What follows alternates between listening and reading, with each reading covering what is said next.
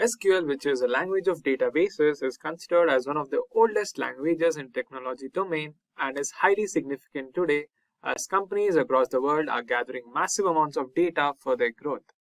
SQL is the most commonly used languages to communicate with databases and extract data for application development and data analytics. Hello everyone, welcome to SimpliCode's YouTube channel. I hope you're doing good and staying safe. We are back with another training series on SQL. We've got a tremendous response on our previous training programs on JavaScript, Java, and Python. So if you guys haven't checked out, make sure to check out on our channel. In today's session, we'll be covering most of the SQL concepts from the scratch and help you understand how SQL is used for data analytics. But before we get started, if you're new to the channel and haven't subscribed already, consider getting subscribed to our channel SimpliCode to stay updated with all the latest tech content. And hit that bell icon to never miss an update from us. So without any further ado, let's get started. Firstly, let us discuss the agenda for today's session. We'll start this training program with a quick introduction to SQL where we'll cover basic concepts of SQL, its history and why we use it. Later, we'll understand what is DBMS and its history, and we'll cover all the basic concepts of database management system. Once we are done with both the introductory part to SQL and DBMS, we'll understand how to install MySQL on your system. And then we'll cover basic topics of SQL like SQL syntax and commands, operators in SQL, and expressions in SQL. Once we are done with that, we'll be covering SQL databases where we'll understand how to create a database and how to store different tables in our database. And after that, we'll understand what is SQL table and we'll also see how to create a new table in the database. After that, we'll be covering SQL select statement. Followed by that, we'll be understanding what are clauses in SQL and we'll go through in depth on order by clause. I hope I made myself clear with the agenda, guys. If you have any further queries, do let us know in the comment section below and we'll try to resolve it as soon as possible. Over to our training expert. Introduction to SQL. Firstly, let us discuss the agenda for today's session. We'll start this tutorial by understanding what a database is and look at some popular databases. Next, we'll understand the need for databases. After that, we'll look at the evolution of SQL and how it grew over the years. Then, we'll discuss what exactly is SQL, followed by some of its unique features. Next, we'll go through the working of SQL, types of SQL commands. Towards the end, we'll discuss the advantages and disadvantages of SQL. And finally, we'll see some applications of SQL in real life. What is a database? Data in today's world plays a vital role in our everyday lives, be it your work-related data in your laptop, your bank account details, or even your Gmail password. So it's necessary to store this data safely and in an organized way. That's where database comes into picture, which holds and manages the data. A database can be defined as a collection of information or processed data that can be stored and accessed whenever needed. For example, we can use a database to store the complete details of an employee working in an organization. The primary goal of a database is to store and retrieve information efficiently. Popular databases. Some popular open source and commercially available databases are MySQL, Oracle Database, Microsoft SQL Server, MongoDB, and PostgreSQL. Why we need a database? Now that we've understood what a database is, let's understand the use of database and the need for it. Database came into existence in the early 1970s, but all the data was stored in computer files before that. As the technology kept advancing, it became difficult for computers to handle when the number of files increased and the volume of data grew. The so-called traditional file system was no longer able to store and retrieve data efficiently. Let us now see some of the limitations and drawbacks caused by traditional file system. Data redundancy and inconsistency. Redundancy means when the same data is getting duplicated and repeated in different locations. This leads to excess and unwanted storage, which eventually results in inconsistency where the data in separate files do not match with each other. Data isolation. Data is isolated because it is scattered in various files in different locations, and the files may be in different formats as well. At any point, writing new application programs to retrieve the appropriate data becomes difficult as the files are separated from each other. Limited data access. File storage systems usually do not have access for multiple users. This means multiple users at different places cannot access the data simultaneously.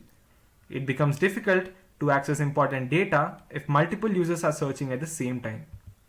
Security and integrity issues.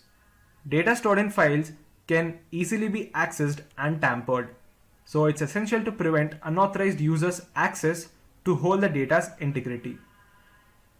In order to eliminate all these drawbacks, we use a database that is controlled by a database management system. Let us now look at the history of SQL. SQL was developed by IBM in the year 1970. Dr. Codboys and Donald Chamberlain proposed a paper on usage of relational database management. They came up with SQL, which can be used to perform operations on data stored in the databases. SQL was made publicly available and was accepted for the use of relational database in the year 1974. Initially, the language was known as Structured English Query Language, pronounced as SQL, which was later changed into SQL in the year 1978. The American National Standard Institute, ANSI, and other international organizations have standardized SQL as a language for database communication in the year 1986. Though companies use a different version of SQL nowadays, the latest version of it was released in 2019 by Microsoft. What is SQL? SQL is defined as a structured query language. It allows the user to manage and manipulate the database. So you might have got a doubt in your head that we have discussed databases earlier and why we are discussing SQL now. Well, you got it right. Both database and SQL are interconnected to each other. SQL allows you to perform operations like insert, update, modify, and delete in the database. In a nutshell, SQL is used to communicate with the database systems to retrieve the information. Features of SQL. SQL is one of the most demanding skills nowadays. With the ever-increasing amount of data, SQL serves as a powerful tool to provide insights to businesses while handling databases. SQL is used to define the overall schema, that is, the complete structure of the database by managing and manipulating the data accordingly and retrieving the information whenever required by the user. SQL also allows flexibility as it uses simple English words in its queries like create, delete, etc. SQL can handle large amounts of records stored in databases with utmost efficiency. Let us now see how SQL works. A typical SQL database engine includes a storage engine, which is a database server, and a query processor within the SQL engine. To understand simply, let us take an example. Suppose John is an HR manager working in an organization. He wants the information of all the employees who have joined last year. John writes an SQL query in his laptop to retrieve the data. In order to execute the query, it must interact with relational database management system within the database server. And the request should be a valid query before the SQL engine can process it. The SQL engine then writes to and retrieves data from the database server. Both database server and SQL engine work hand in hand together to process the required data. The system processes the SQL request and sends it to web server to access the information via SQL database. And if the information is found in the tables, the database server sends the information back to the user. In this way, John can retrieve the information from the database using SQL. Types of SQL commands. SQL commands give instructions to database to perform specific actions to retrieve the data. SQL commands are broadly classified into 4 types. The first one is Data Definition Language or DDL. DDL allows the user to define the table and change its overall structure. Commands that are used in DDL are create. It is used to create a new table. Alter. It is used to modify the existing table by adding unique attributes. Drop. It is used to delete the whole table and the data stored in it. truncate. It is used to delete the rows in a table. The next one is data manipulation language or DML. DML is used to access and manipulate data in tables. Commands that are used in DML are select. It is used to extract data from the tables. Update. It is used to update a value in the existing table. Delete. Unlike the drop command, the delete command is used to delete a specific row in the table. Insert. It is used to insert a new value into the table. The next one is data control language or DCL. DCL is responsible for maintaining the security, which gives control access and permissions to the database. Commands that come under DCL are grant. It is used to grant permission to user to access the database. Revoke. It is used to cancel or take back the earlier granted permission. The last one is transaction control language or TCL. TCL has three commands, namely commit. It is used to permanently save the transaction. Rollback. It is used to restore the transaction that is not saved. Save point. It is used to hold a transaction temporarily. It can be rolled back to its previous state at any point. Let us now look at some of the advantages of SQL. One of the main advantages of SQL is that it provides access to data stored in database with its high speed and faster query processing quickly and efficiently. SQL is open source. That means it is publicly available and can be accessed from the internet. It is also straightforward to implement as well. SQL also provides the user to have multiple views of their content stored in the database. SQL is efficient in retrieving vast amount of data using simple queries. And also it is portable as well, which means you can perform all these operations at your home or your workplace through your laptops and PCs. Disadvantages of SQL. There are two sides to every coin, and similarly SQL also has few advantages which are not that significant. Initially, one may find it challenging to work with SQL due to its complex interface. Since it's a platform-based languages, most of the commercially available SQL servers costs are relatively higher. SQL is constantly working on these massive amounts of data stored in the databases, and hence maintenance costs are also high as well. Let us now look at some of the applications in real life of SQL. SQL is widely used in various sectors nowadays. Some of them are education. Schools and universities use SQL and databases to store and retrieve information about their students, faculty, and staff. Healthcare. Hospitals and other medical centers use SQL to store the details of the patients without any hassle. It also helps in maintaining all their documents and bills as well. Retail and e-commerce. With its vast presence in the market, retail and e-commerce companies store their customers' data to improve their shopping experiences by providing special offers, which will in turn help their businesses to grow. Banking. SQL is one of the significant components of banking sector as well. Banks store the account details of customers and the transactions done on day-to-day basis in the database. Finance. Finance is another massive area where SQL queries are used regularly in managing the assets, revenue details, shares of the companies, etc. Faster execution and retrieval of data are key for all the businesses to make strategies and derive insights from it. Companies using SQL. SQL is used extensively every day by some big tech giant companies like Google, Microsoft, Oracle, Amazon, Facebook, etc. Even small companies and startups heavily rely on SQL to make better decisions and provide solutions and service to customers. With that, we have come to the end of this session on Introduction to SQL. By now, you must have got some idea of what SQL is.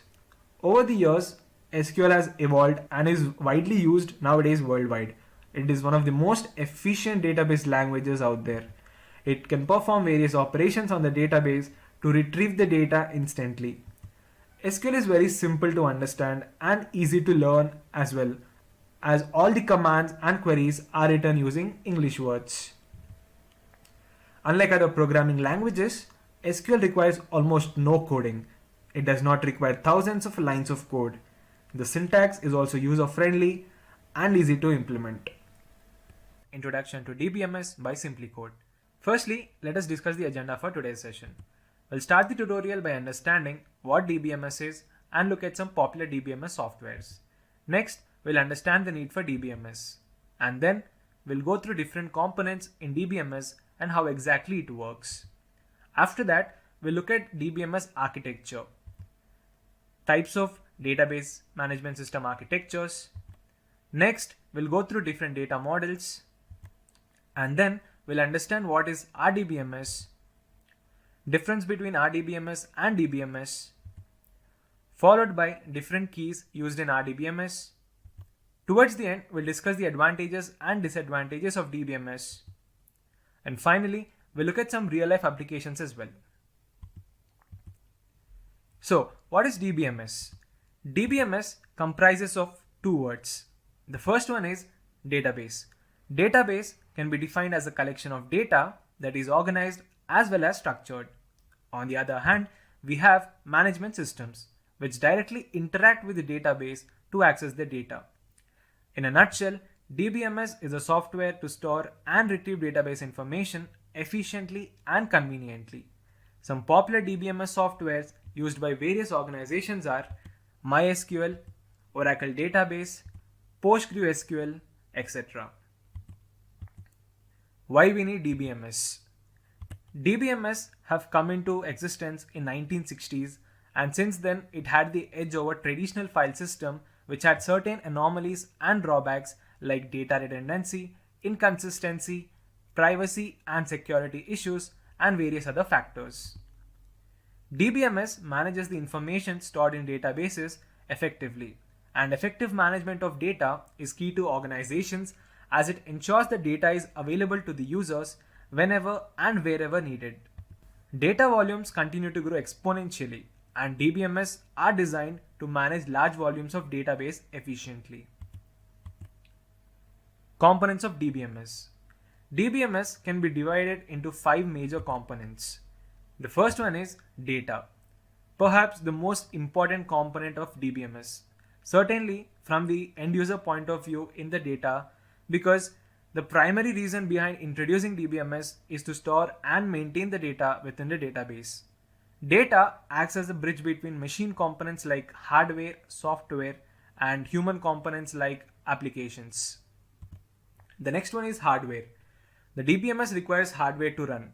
Hardware refers to the external parts of the computer system, which includes storage devices like hard disk and other input-output devices. It is used in managing and accessing the database. Software. Another important component of DBMS is the software, which controls everything and provides us with the interface to store and access the data. The software component comprises the DBMS software itself and the application programs to execute on the database. User access. User access or database access allows the user to access the data to and from the database by writing commands. SQL is widely used as a database access language to perform operations like creating new tables, inserting and deleting values, and perform updations that is on the data that is stored in the databases. Procedures.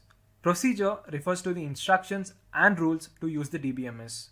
The user who is managing the database requires documented procedures on how to run the database. This includes understanding the design and structure of the database system, setup and login to the databases, etc. DBMS architecture.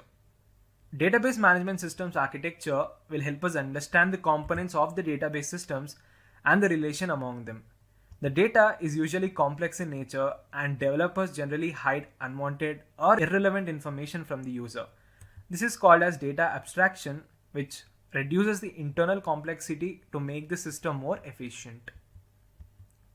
The database architecture has mainly 3 levels, and hence it is also called as the 3-level architecture as well. The first one is physical schema. It is the lowest level of database architecture. It is also called the internal level of the database schema. Internal level is the physical representation of the database That means it describes how the data is stored in the database. Logical schema. It is also called the conceptual or logical level, and it is at a higher level than the physical level. This level basically represents the community view of the database and describes what data is stored within the database and the relationship among the data. External schema. This is the highest level in the three-level architecture and closest to the user. It is also known as the view level. The external level only shows the relevant database content to the users in the form of view and hides the rest of the data. There may be a number of external views for database for different users. Types of DBMS architecture. There are three different types of DBMS architecture. The first one is single or one-tier architecture, two-tier architecture, and finally three-tier architecture. Single-tier architecture in DBMS is the simplest architecture of database.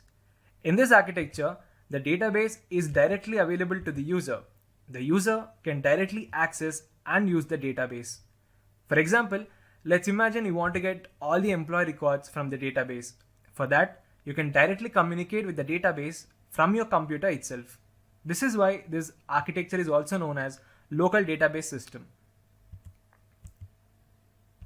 Two-tier architecture.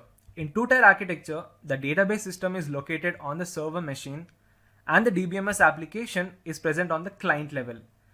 These two are linked via a reliable network. The two-tier DBMS architecture is used when we wish to access the DBMS with the help of an application. Three-tier architecture. This is an extension to two-tier architecture and also the most widely used DBMS architecture. It is similar to this two-tier architecture only, but there is another separate layer known as application server between the database server and the client. In this architecture, the client application doesn't communicate directly with the database system present at the server machine. Instead, the client application communicates with the server application and then internally communicates with the database system present at the server. Data models in DBMS. Data model defines how data is connected to each other and how they are processed and stored inside the system. It also defines the logical structure and design of data in DBMS. Data models are broadly classified into four types. The first one is hierarchical model. It was one of the first DBMS models ever used. In this model, data is organized in tree-like structure and connected to each other by links. The next one is network model. It is an extension to hierarchical model. It can represent complex data relationships using graph-like structure where the data can have many-to-many relationships. The next one is entity relationship model. In this model, we represent real-life entities in a pictorial form using different shapes. Finally, relational model. It is one of the most commonly used models. It represents the data in the form of tables. What is RDBMS? Let us now discuss one of the most popular data models in DBMS, which is RDBMS. RDBMS stands for Relational Database Management System. All the modern DBMS like MySQL, Oracle, Microsoft SQL Server are based on RDBMS only. RDBMS stores the data in the form of tables, which is basically a collection of related data. This data is organized in the form of rows and columns. The data that is placed horizontally in table is known as the row, and the vertical arrangement of data is known as columns. Field. Every table is broken up into smaller entities called fields. Fields in the employee table are employee ID, employee name, job, department number, and salary. RDBMS versus DBMS. Let us now understand the difference between RDBMS and DBMS. Though both of them are used to store physical data in the databases, there are some difference between them as well. RDBMS stores data in tabular form, whereas DBMS stores data in individual files for an application like XML or JSON format, etc. RDBMS deals with vast amount of data, whereas DBMS is designed to handle small amounts of data and is meant for small organizations. RDBMS can support multiple users. On the other hand, DBMS is limited to a single user. RDBMS also supports distributed databases wherein you can manage and have the access for multiple databases at the same time, whereas DBMS do not offer the support for distributed databases. These are some differences between RDBMS and DBMS. Types of keys in DBMS. Keys play an important role in relational databases. They are used to establish a relationship between the tables.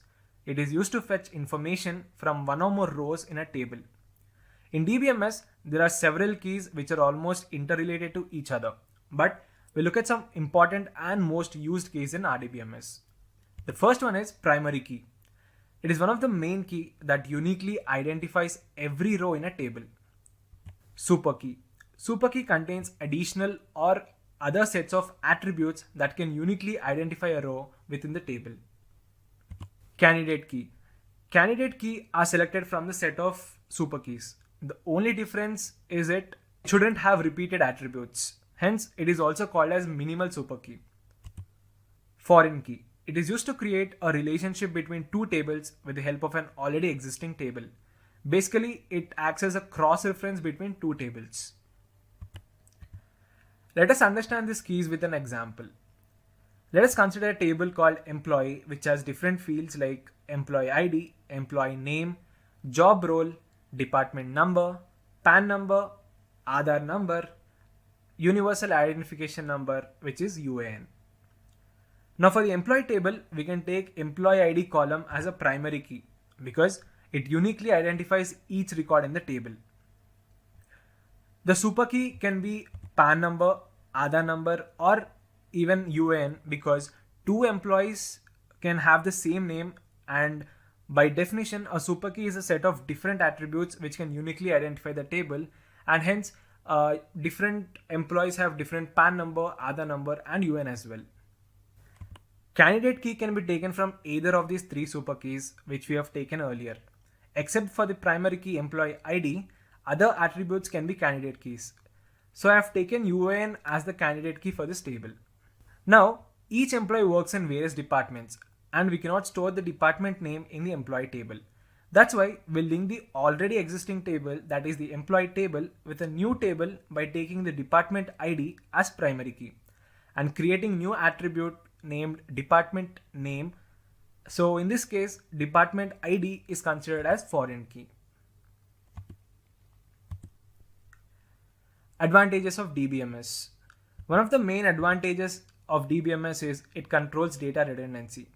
Redundancy means storing the same data multiple times. By having centralized database system, unnecessary duplication of data is avoided. Data integrity. Integrity means the data in the database is accurate and consistent. DBMS ensures that the data is correct and consistent for all the users as it handles multiple databases at the same time. Data privacy and security. Data privacy is paramount for every user, and DBMS allows only authorized users to access the data from the database. Hence, DBMS provides improved data security under any circumstance. Data consistency. Data inconsistency occurs when the same files are located in different locations. But with DBMS, we can achieve increased data consistency because any changes in the database are immediately reflected to the user. Ease of sharing data. DBMS allows a user to share the data in any number of application programs. Users can also have access to the database simultaneously and share the data between themselves. Backup and recovery. DBMS takes care of recovery and backup on its own. Users are not required to take regular backups because the DBMS does it for them. It also restores the database after a system failure or crash to prevent it from reverting to its original state. Disadvantages of DBMS. Well, to store a huge amount of data, one needs a huge amount of space as well. Eventually, it requires additional hardware and software which are relatively of higher cost, and because of its constant functionality, the maintenance costs are also high as well. Complexity. DBMS is an extremely complex software. Initially, one may find it difficult to operate different functions on DBMS because of its complexity. End users must have proper knowledge while handling database systems, otherwise it may result in database failure. Speed and performance issues. DBMS is made to handle extremely huge data and queries, and if the resources become limited at any point and optimization is not done properly, the database will become slow and it reduces the performance of the whole system. Increased vulnerability. DBMS system works on a centralized system. That means all the users from all over the world have access to this database. Hence, any failure of this DBMS will impact all the users. So there is a high chance of losing the data. So these were some of the disadvantages of DBMS. Finally, let us look at some of the applications of DBMS. DBMS is widely used in various fields nowadays. Some of them are banking. DBMS is used in the banking sector to store the customer information, account details, and all the transactions done on a daily basis. Additionally, to keep track of the loan amounts, account balance sheets, ATM and deposit records, etc., are maintained with the help of database. Education. Schools and universities manage their students' information like personal details, course details, exam marks, grades, etc. All this information is stored in databases and is managed by DBMS. Finance. The database management system is used by companies and corporations to store information about revenue, sales, holdings, and purchases of financial instruments such as stocks and bonds, and it also stores real-time market data to enable online trading. Healthcare. Hospitals and medical centers use DBMS to store the details of the patients and assist them with their diagnosis and treatment procedures. It also helps in maintaining patient medical record history, documents, previous bills, etc. Manufacturing. Manufacturing companies make products and sell them on a daily basis. To manage the supply chain and track the production of items in factories and warehouses, maintain records of all details of the product like number of orders, purchases, bill amounts, etc. We use DBMS. Travel. DBMS is used by railways and airlines to store the booking information of passengers, departure and arrival timings. And finally, e-commerce. Online shopping is the new normal for everyone nowadays. E-commerce platforms store and access details of customers, purchase information, payments and addresses, etc. in the database using DBMS. How to install MySQL Server on your Windows system. So in this session, we'll go through the complete installation process of MySQL Workbench as well as MySQL Shell, which is basically a command line used to create tables with the help of SQL language. So without any further delay, let's get started. But before we begin, make sure you have a good internet connection so that at any point you won't find any issue or difficulty with the installation process. So let's go ahead and start with the installation. Firstly, go to Google and type MySQL. You'll find MySQL official website page on the search result. Click on that. Once you reach their official website page, you'll find download section. Click on that. Now scroll down a bit and you'll find MySQL Community GPL downloads. Click on that link. Now you'll find various options for download such as various repositories, MySQL Shell, MySQL Workbench, etc. But since we are installing it for the first time on our Windows system and we are only concerned with the MySQL Workbench and Shell, we'll go with MySQL installer for Windows. Click on that link. Now you'll find two options for download. The first one is Windows 86 32-bit MSI installer. It is showing here 32-bit, but it will work for 62-bit systems as well, so don't worry. And you can choose either of the two, and I'm going with the first one. Click on download. Now you'll find this page where you'll have login and sign up for the Oracle account. For time being, just ignore that and click on no thanks, just start my download. Save it on your system. Once it's downloaded, open the file. Give all the necessary permissions.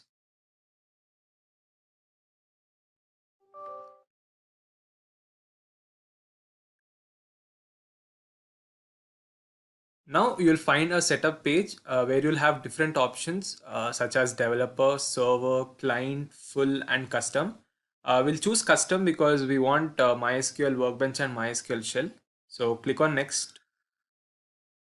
Now we have to select the products which we want to install on our system.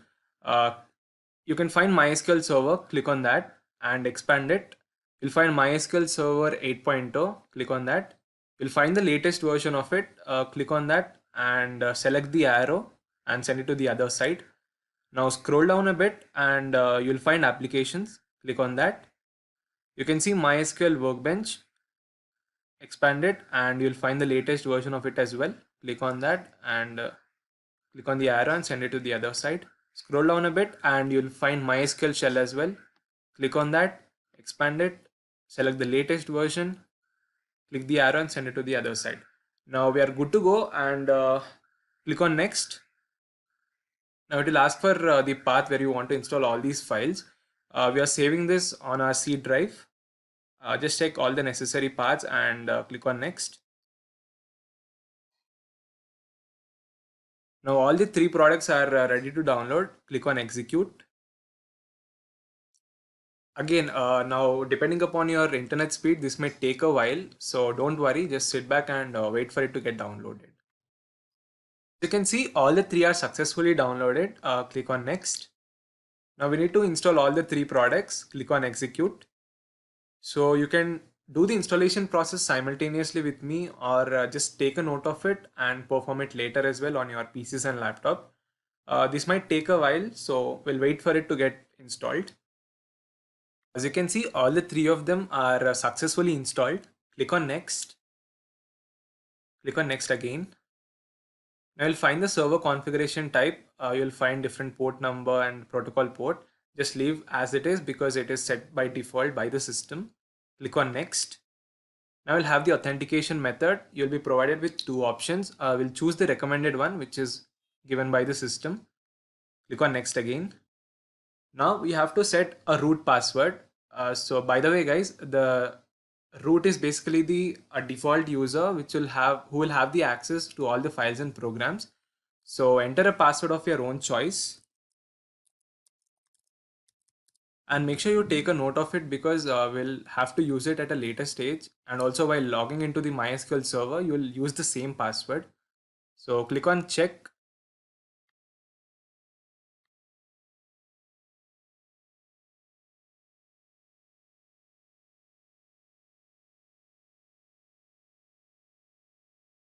So as you can see, there's a blue tick mark, which means it's verified. So you can go ahead, click on next.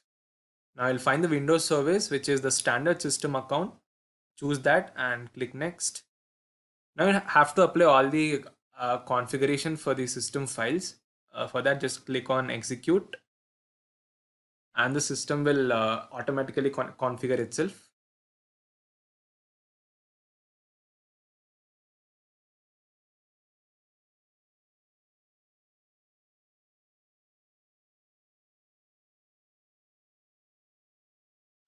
So this might take a while, so we'll wait for it to complete. As you can see, all the files are successfully configured. Click on finish. Click on next. So once you click on finish, MySQL Workbench and MySQL Shell will automatically launch. So Workbench and Shell are started in the background. As you can see, there's a local instant MySQL 80. Click on that. Now it will ask you to enter the password which you have set earlier. Click on that.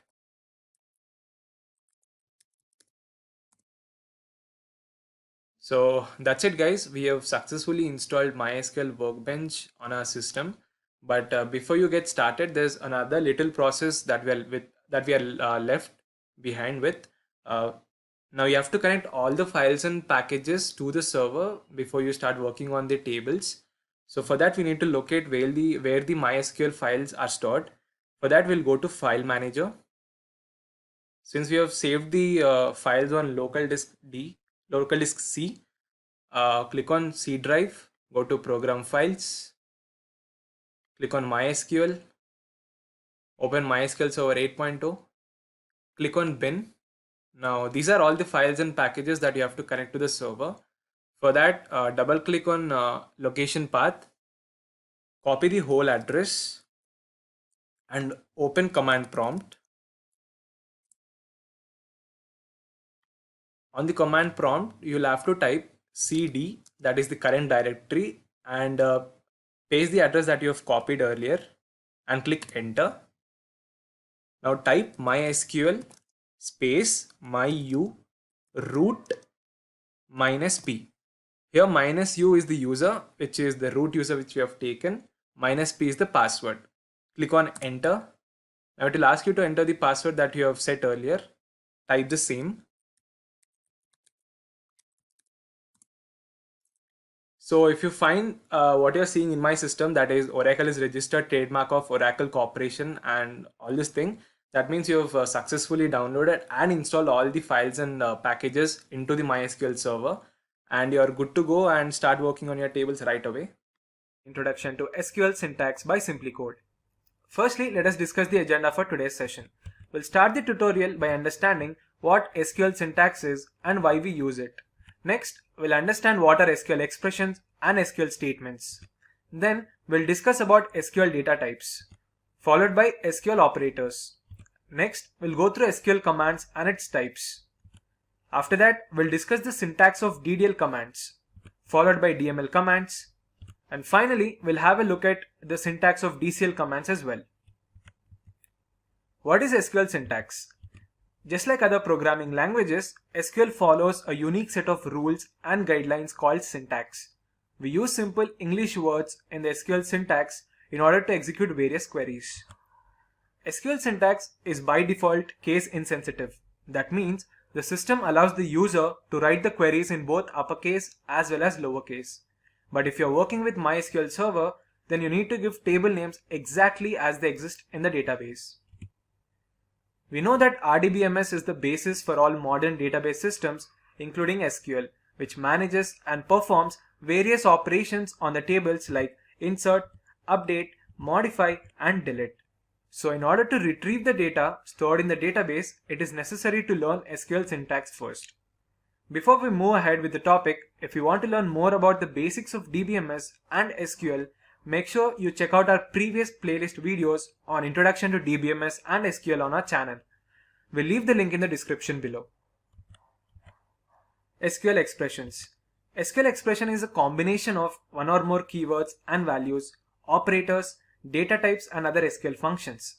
These SQL expressions are like a formula, which are similar to mathematical formulas which we generally use to solve a problem, and in this case, they're written in a query language using a proper syntax. SQL statement. SQL statements are basically collection of SQL expressions. For example, let us consider an employee table to understand it in a better way.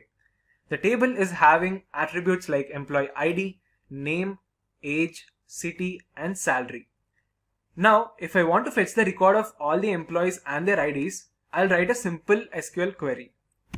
That is, select ID, name from employee. Here, select is the database object or the keyword that is used. ID and name are the columns from employee. Employee is the name of the table. When I execute this query, this will be the output. It will display the ID and name of the employee. Let us look at another query. Now I want to display the salary of employees having more than 30,000. For that, I am using the query as select ID, name from employee where salary is greater than 30,000. Here, where is the conditional statement that I am using, or it is a SQL clause. Also, we are using greater than symbol, which is an SQL operator. So with the help of SQL statements, we can fetch the records of all the information from SQL tables. SQL data types. SQL data type specifies which type of values is stored in the database tables. SQL data types are mainly classified into three categories. The first one is numeric. Numerical data refers to the data that is in the form of numbers. In numerical data type, we have different types as well. For example, int. Int holds values of integers and whole numbers without any decimal point. Further, they are again divided into small int and big int also. The difference between them is the size and range of the value they can store and operate. Bit. Bit data type is an integer data type that can only take values of 0, 1 or any null value. SQL optimizes storage of bit columns. If a table has 8 or fewer bit columns, SQL stores them as 1 byte. If a table has 9 or up to 16 bit columns, SQL stores them as 2 bytes and so on. Float. Float stores the numbers having decimal values. Depending upon the number of digits after the decimal point, SQL gives the size accordingly in its range. Boolean. It is used to specify Boolean values, that is, true and false. 0 is considered as false and non-zero values are considered as true. String data type. String data types allows us to store fixed or variable character values. They are again further divided into various types. The first one is char. Char is used to specify a fixed length string that can contain numbers, letters and special characters. Its size can be 0 to 255 characters. Varchar. Varchar is similar to char, but it stores variable length strings, and size of varchar is also more than the char data type with a range of 0 to almost 60,000 characters. So if you are storing strings with a widely variable length such as name, address, email ID, then we have to use a varchar. Text. Text data type stores any kind of text data. It can hold string value that can contain maximum length of 255 characters. Datetime. In SQL, datetime data type is used for storing values that can contain both date as well as time. The first one is date. It is used to specify date format, that is year, month, date. In this data type, we can store only the value of date. And the next one is datetime. It is used to specify the combination of both date and time. The format is year, month, date, hours, minutes and seconds. For instance, I have taken the example as 2022 3, that is the month, 20 is the date, 23 hours, 59 is the minutes and 59 is the seconds. Timestamp. It is also similar to datetime data type. The format specification is also the same as well. The only difference is it has less range of values to store. It is also used to convert current time into various time zones like UTC, GMT, etc. We also have XML and JSON data types which are not that significant and we do not use as frequently as other data types in SQL. SQL operators. SQL operators are used to specify certain conditions in an SQL statement. SQL operators are broadly classified into 5 categories. The first one is arithmetic. Arithmetic operators perform mathematical operation on numerical data on the SQL tables. This operation performs addition, subtraction, multiplication and division operations on the numerical operands. The next one is logical. The logical operators in SQL perform Boolean operations, which gives two results, either true or false. These operators provide true value if both operands match the logical condition. Some logical operators are AND, NOT, OR, between, etc. Comparison. The comparison operator is in SQL compares two different data in the SQL tables and checks whether they are same, greater or lesser. The SQL comparison operator are used with a conditional clause where in the SQL queries. Equal to is highly used comparison operator in SQL. Bitwise. Bitwise operators perform bit manipulations between two expressions of any integer data type category.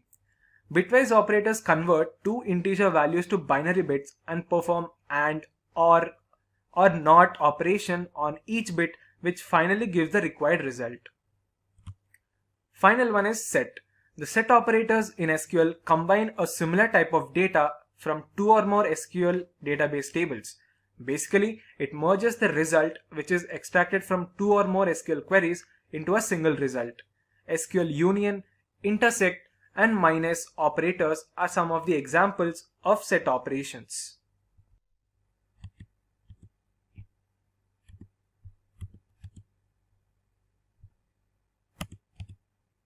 SQL commands.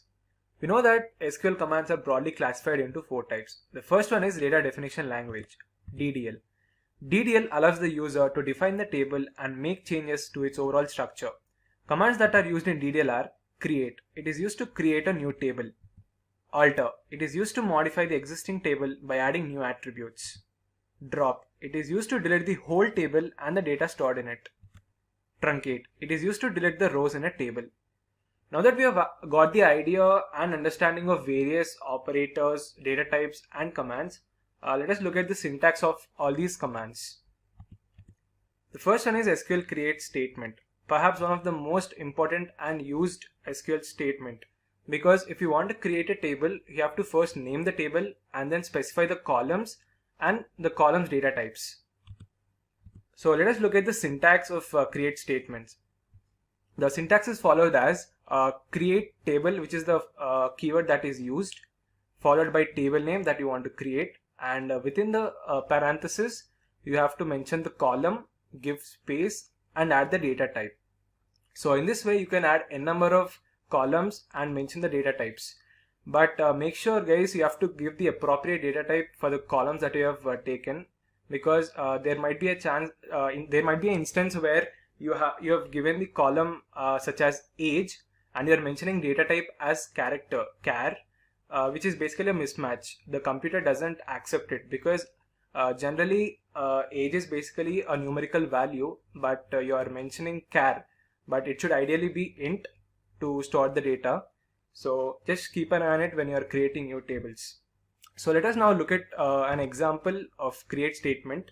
So I want to create a table name employee. For that I am writing as create table space employee, and within the parenthesis I am mentioning employee ID as my first column, space int, which is the data type, and I am giving name varchar, address varchar, close the parenthesis and put a semicolon.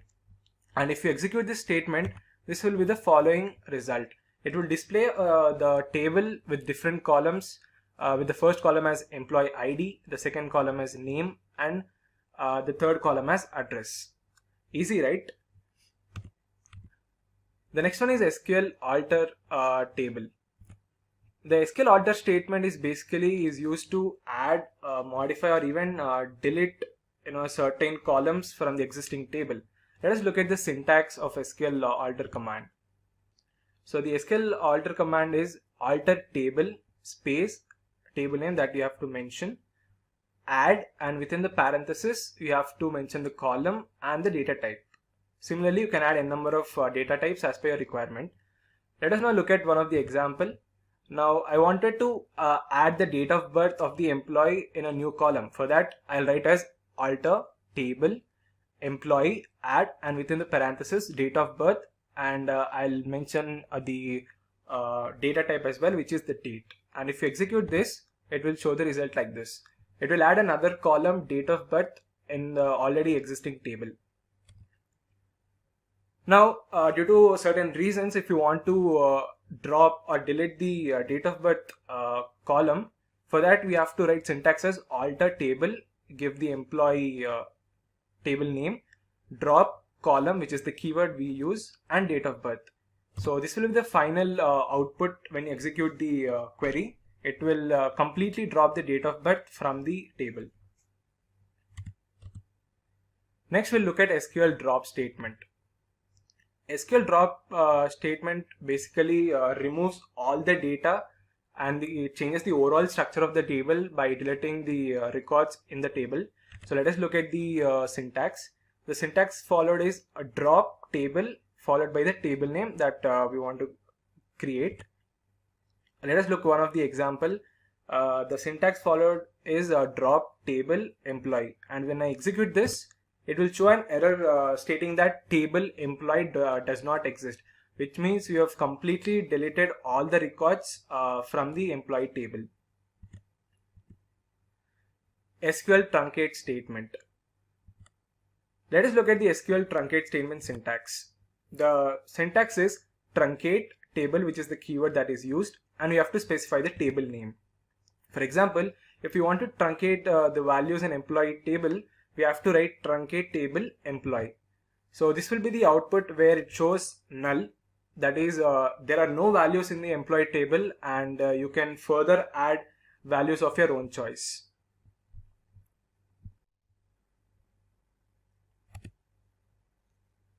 Let us now look at data manipulation language. Data manipulation language, or DML, is used to access and manipulate data tables.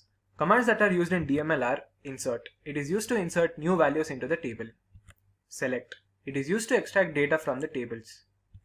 Update. It is used to update values in the already existing table. Delete. Unlike the drop command, delete command is used to delete a specific row or all the rows in the table. Let us first look at the SQL insert statement. The syntax followed in SQL insert statement is insert into, which is the keyword that we use, space, table name that we have created, values, and inside the parenthesis you have to mention the values. There is also another method to insert the values where we specify the column name as well as the values. Now if you execute this, but before executing, we'll take an example. We are creating a table student and we are inserting values such as roll number, name, age, and city. So the roll number is given as 1, the name is given as Rohan, the age is given as 22, and the city is given as Hyderabad for the first row. Similarly, we'll do the same for the next 2 rows as well. And if you execute this query, this will be the final output where you'll have 4 different columns having the first column as roll number, the next one having name, age, city, with the roll numbers as 1 Rohan, 22 Hyderabad, and the second row consists of the roll number 2 Anjana, age being 20, and the city Bangalore, and the third one is roll number 3, the name is Kaushal, age 21, and the city is Mumbai. SQL select statement. Let us now look at the syntax of SQL select statement. The syntax is followed as select column 1, column 2, and a number of columns from the table name. And if you want to display all the names from the table, you have to use asterisk, that is select star from table name. Let us look at the example. So I want to display the roll number, name, age from the student table. For that I'll write select roll number, comma, name, comma, age from the table, that is student. And if I execute this, it will only display roll number, name, age of the students, and it will not display the city of the students. And if you want to display even the city to which they belong, we have to write select star from student. Then it will display even the city in the table. SQL select condition statement. Consider employee table with having ID, name, age, city, and salary. And if you want to specifically display the employee's name who live in city New Delhi, you have to write select star from employee where city is equals to New Delhi. Here we are applying a condition that is where, which is a SQL clause, and we are using an operator as well, which is equal to. And if you execute this statement, it will show this as output, where you will find the ID of Alok Singh Ravi Patel, who belong to the city New Delhi. SQL update statement. It is used to update already existing values in the statement. For example, if you consider the syntax, it is followed as update space table name that you have created, set column name equals to new value, that is the updated value that you want to keep into the new table, and you have to keep a condition as well, that is where condition. Let us look at an example. Now if I want to update the student table, and if I want to insert if I want to change the city of the roll number 3, that is Kaushal's city, I'll write as update student set city equals to Chennai where roll number is equals to 3, and when you execute this, it will show like this. So the city which is Mumbai has been changed into Chennai.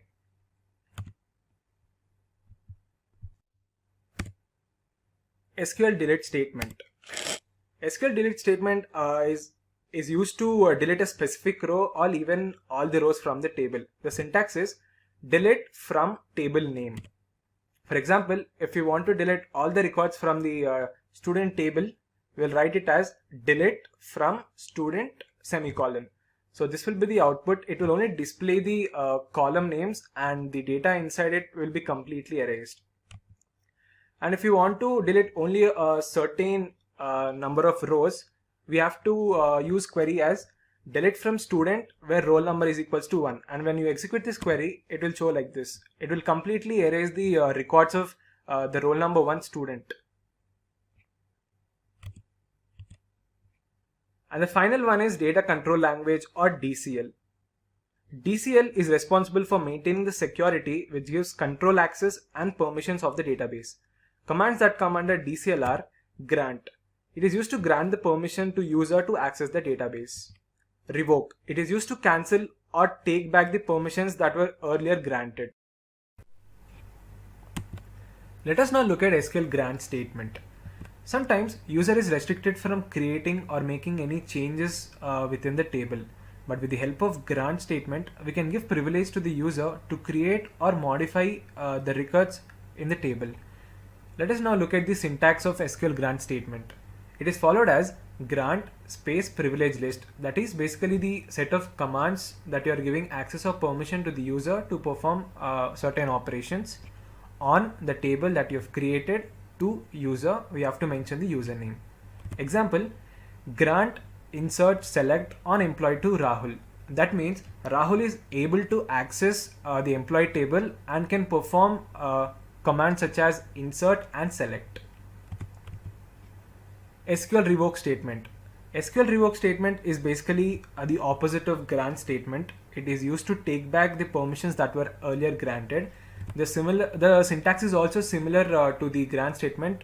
Instead of grant keyword, you have to replace it by revoke. Let us look at the example. Revoke insert on employee from Rahul.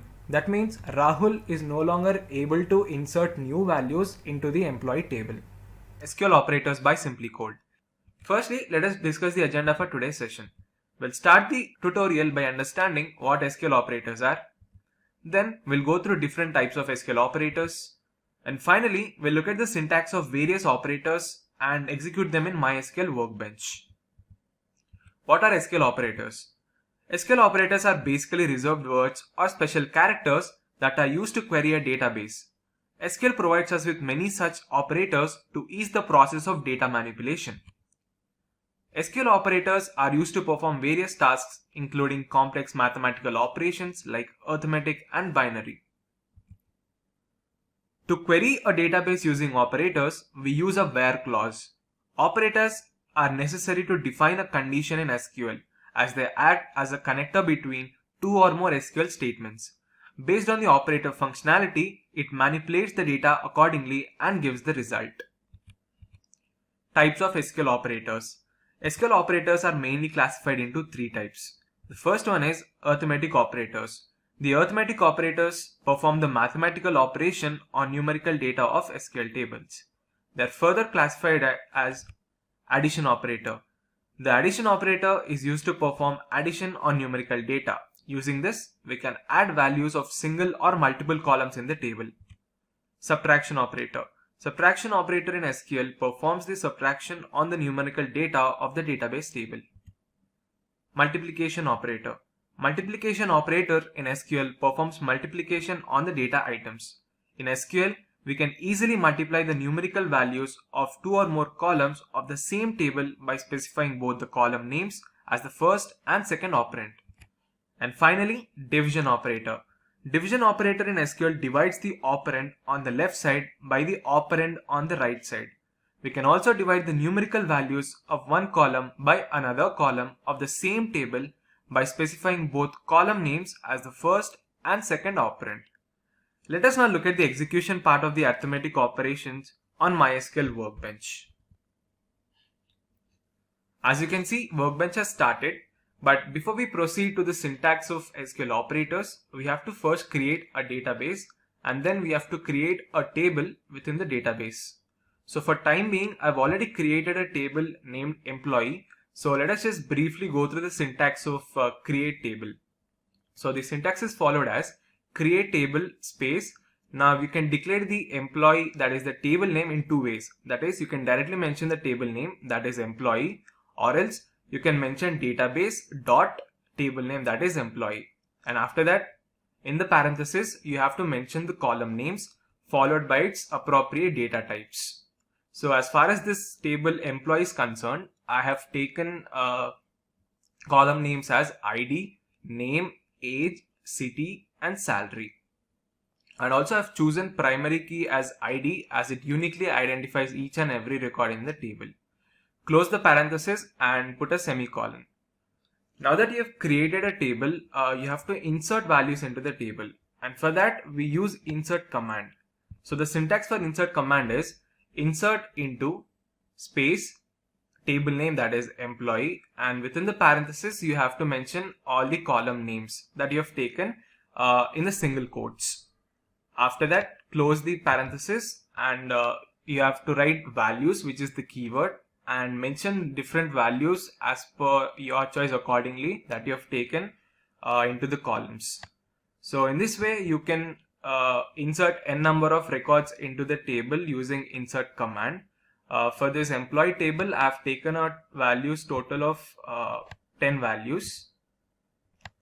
Now that you have created and inserted values into your table, and if you want to display all the records of the employees, you have to select the query as select star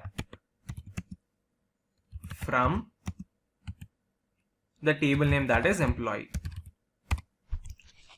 And when you execute this, it will show the records of all the employees that you have taken, that is their ID, their name, age, city and salary. So we have taken total 10 values and it will be displayed. Now that we have understood all these, let us proceed with the SQL operators. First, let us look at addition operator. Let us understand this with the help of an example. Suppose you want to add 10,000 to the salary of each employee specified in the table. Then we have to write the query as select salary plus 10,000, as I'm taking a new column, that is employee new salary, to specify all these values into the column as employee new salary from the table name, that is employee. Now when you execute this, it will show the result like this. That is, it will add 10,000 to each and everyone's values. That is, 30,000 has been changed into 40,000, 28,000 has been changed into 38,000 and so on. Now, if I want to display their ID, name, their previous salary and the final salary simultaneously, I'll write the query as select ID, comma, space, name, space, salary, space, salary plus 10,000 as employee, new salary from employee. Now if I execute this, it will display like this. That is, it will mention the ID, name, the previous salary and employee new salary simultaneously. So in this way you can add 2 or more columns in the same table using addition operator. Let us now look at subtraction operator. Subtraction operator is also similar to that of addition operator. The only difference is you have to replace the plus sign with the minus sign. So again, for this example, let us say if you want to subtract 2,000 from salary of each employee given in the employee table, then we have to write the query as select ID, comma space name, comma space salary, comma space salary minus 2,000 as employee new salary from the table, that is employee. So let us execute this and it will show the new values. That is, 2,000 has been deducted from the salaries of each and every employee. As you can see, 30,000 has been reduced to 28,000, 28,000 has been reduced to 26,000, 35,000 has been reduced to 33,000 and so on. So next, let us look at the multiplication operator.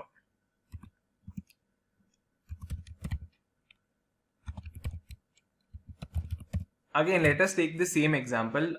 If you want to multiply the salary of each and every employee, then you have to write the query as select ID, name, salary into 2. We are using asterisk operator as the multiplication sign here, as employee new salary from the table name, that is employee. Now if you execute this, it will show the values like in this way, that is the salary has been doubled. As you can see, the employee Rahul's salary 30,000 has been multiplied and has changed into 60,000, that is doubled. 28,000 has been doubled to 56,000, and so on. So in this way you can apply multiplication operator. And finally, let us look at division operator. Let us take the same example. Suppose, let's say, if you want to divide the salary of each and every employee, then you have to write the query as select ID, name, salary divided by 2 as employee new salary from the table name, that is employee, and put a semicolon. Let us now execute this, and as you can see, the salary has been divided into half. Rahul's salary 30,000 has been changed to 15,000. Kiran's salary 28,000 has been changed to 14,000, and so on. So in this way you can use arithmetic operations to perform various operations on your table, that is addition, subtraction, multiplication, and division. The second type of SQL operators are comparison operators. The comparison operators in SQL compares two different data of SQL tables and check whether they are same, greater, and lesser.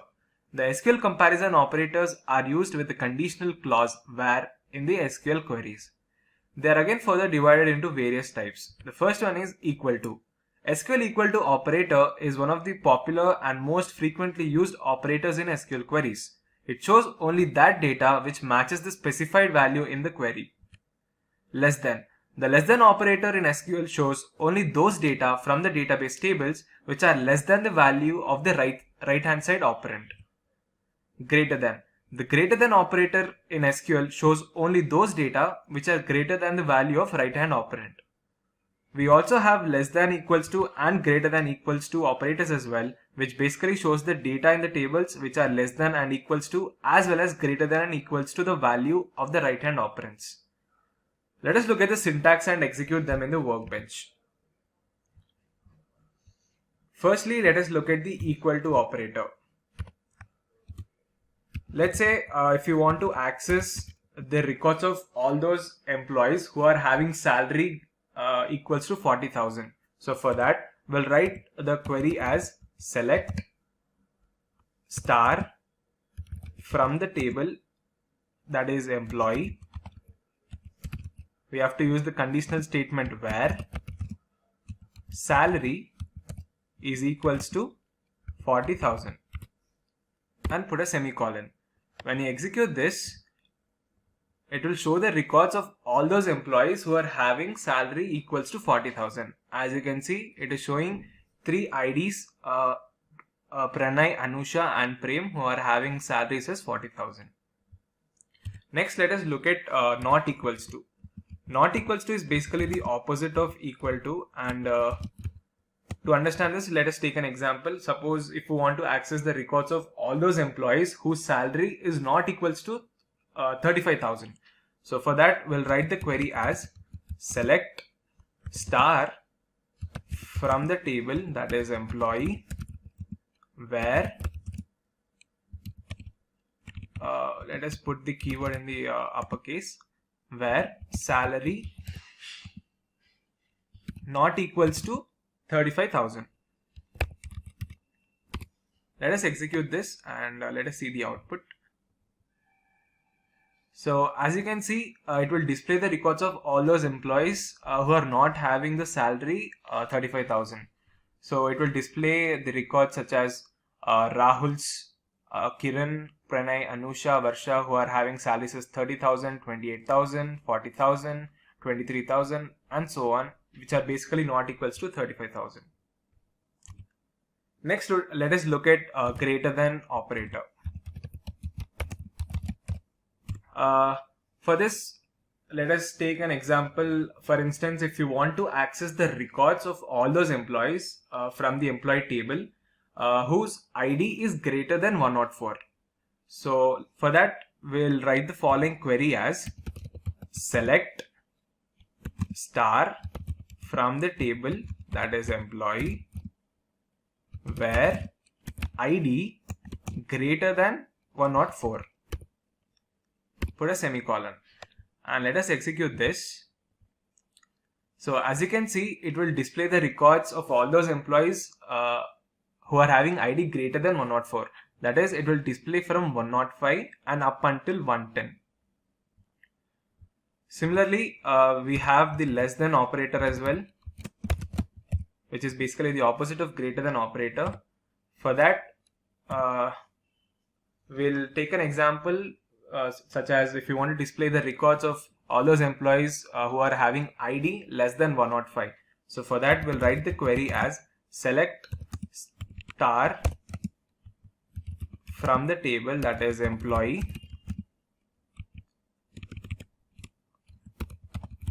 where ID is less than 105. Let us execute this. So as you can see, it will display all those records of the employees who are having less than 105. That is, it will display the records of the employees 101, 102, 103 and 104 IDs.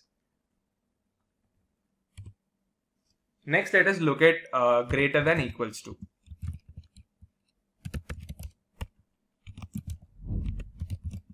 Greater than equals to is also similar to that of greater than, but the thing is we are also mentioning the equal to operator as well.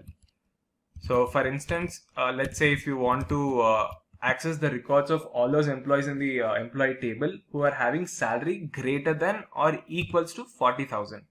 So for that, we'll write the query as select star from the table employee, where salary greater than equals to 40,000.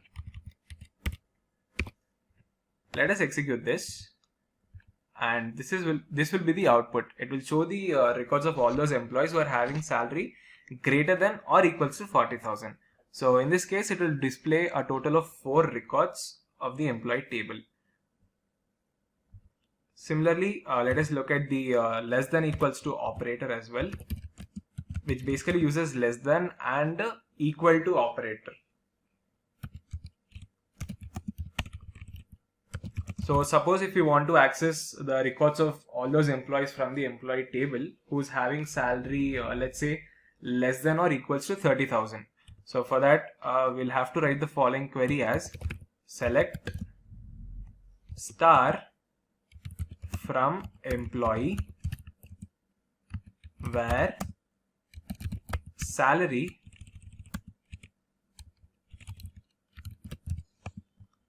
less than or equals to 30,000. So let us execute this, and the output will be like this. That is, it will display all the employee records who are having salary less than or equals to 30,000. A total of 3 records, that is employee IDs 101, 102, 106 are being displayed because they are having salary as 30,000, 28,000, 23,000, which are basically less than or equals to 30,000. So in this way, you can use comparison operator to perform various operations on your data. And finally, we have logical operators.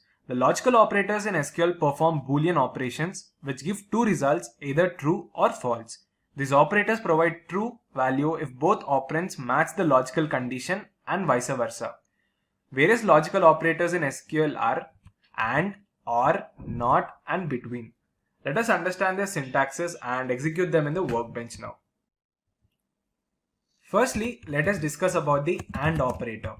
AND operator in SQL will show the records from a database table if all the conditions separated by the AND operator is evaluated to be true. Let us understand with an example. Let's say if you want to access the records of all those employees from the employee table whose salary is greater than 25,000 and the city that they belong to is Hyderabad. So for that we'll write the following query as select star from table name, that is employee, where salary is greater than 25,000 and the city that they belong to is Hyderabad.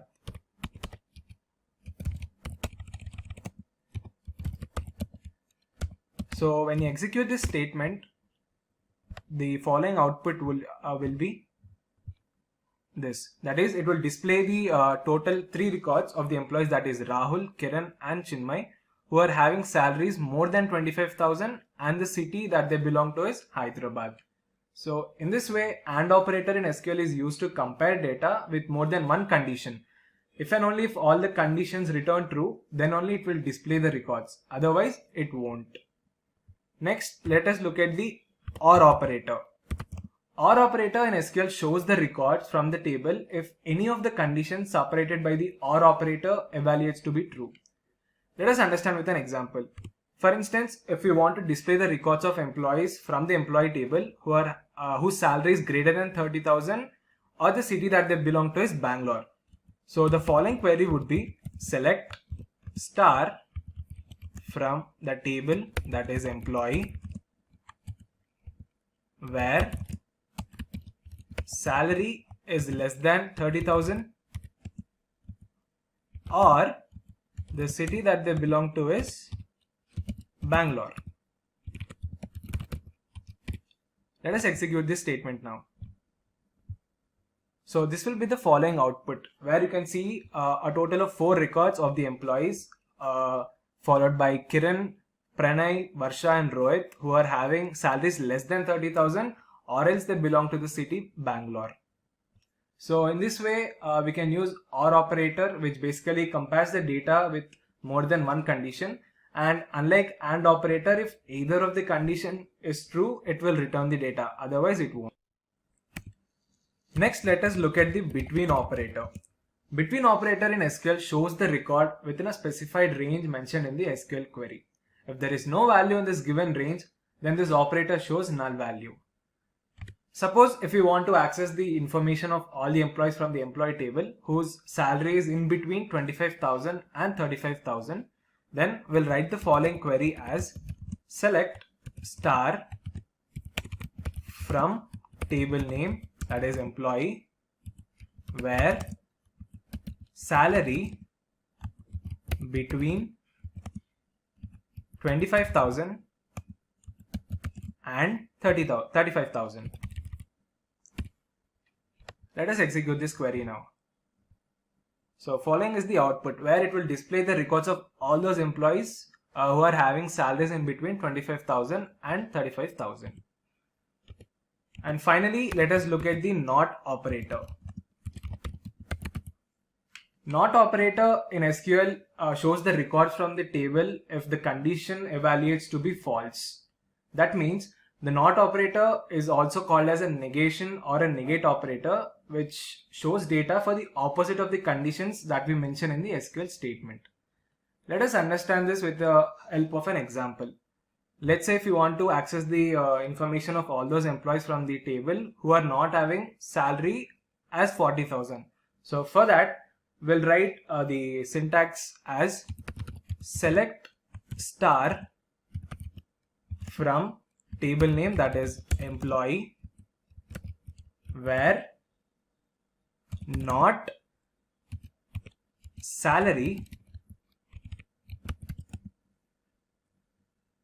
equals to 40,000. So let us execute this query now. So as you can see, it will display all the records of those employees who are not having the salary as 40,000. SQL expressions by SimpliCode. Firstly, let us discuss the agenda for today's session. We'll start this tutorial by understanding what SQL expressions are. Then we'll go through different types of SQL expressions. And finally, we'll look at the syntax of various SQL expressions and execute them in MySQL Workbench with examples. So what are SQL expressions? SQL expressions are composed of one or more keywords or values such as operators, operands, and various other functions that evaluate to a single value or a set of values for a given SQL statement. These SQL expressions are like a formula, which are similar to that of mathematical formulas we use to solve a problem. And in this case, they are written in a query language using a proper syntax to perform operations on the data we have stored in our database table.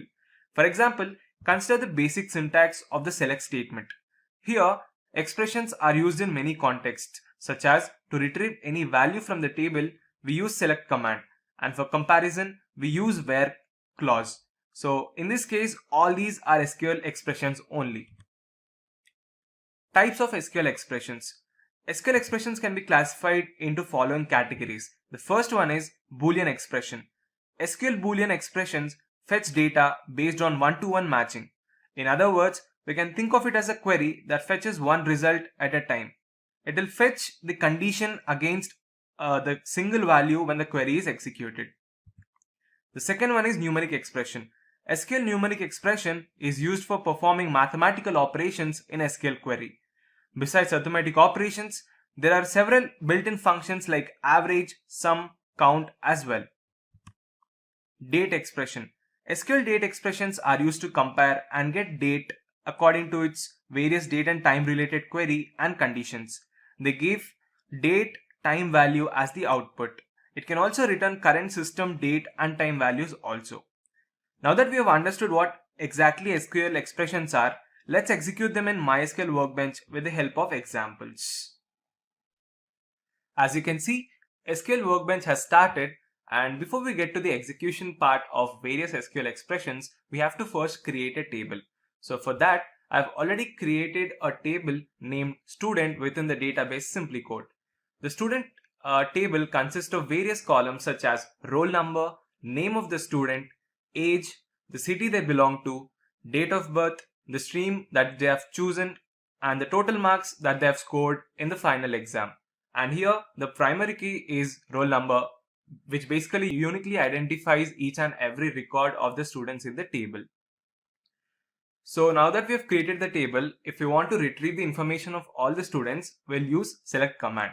So the following query would be select star from the table name, that is student, and semicolon. Let us execute this.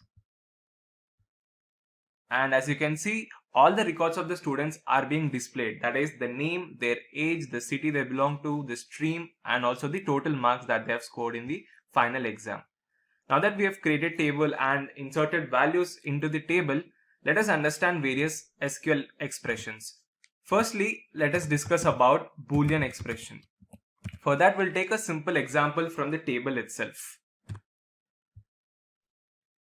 Suppose, let's say you want to display the records of those students from the student table who belong to the city Kochi. For that, we'll write the SQL query as select star from the table name, that is student,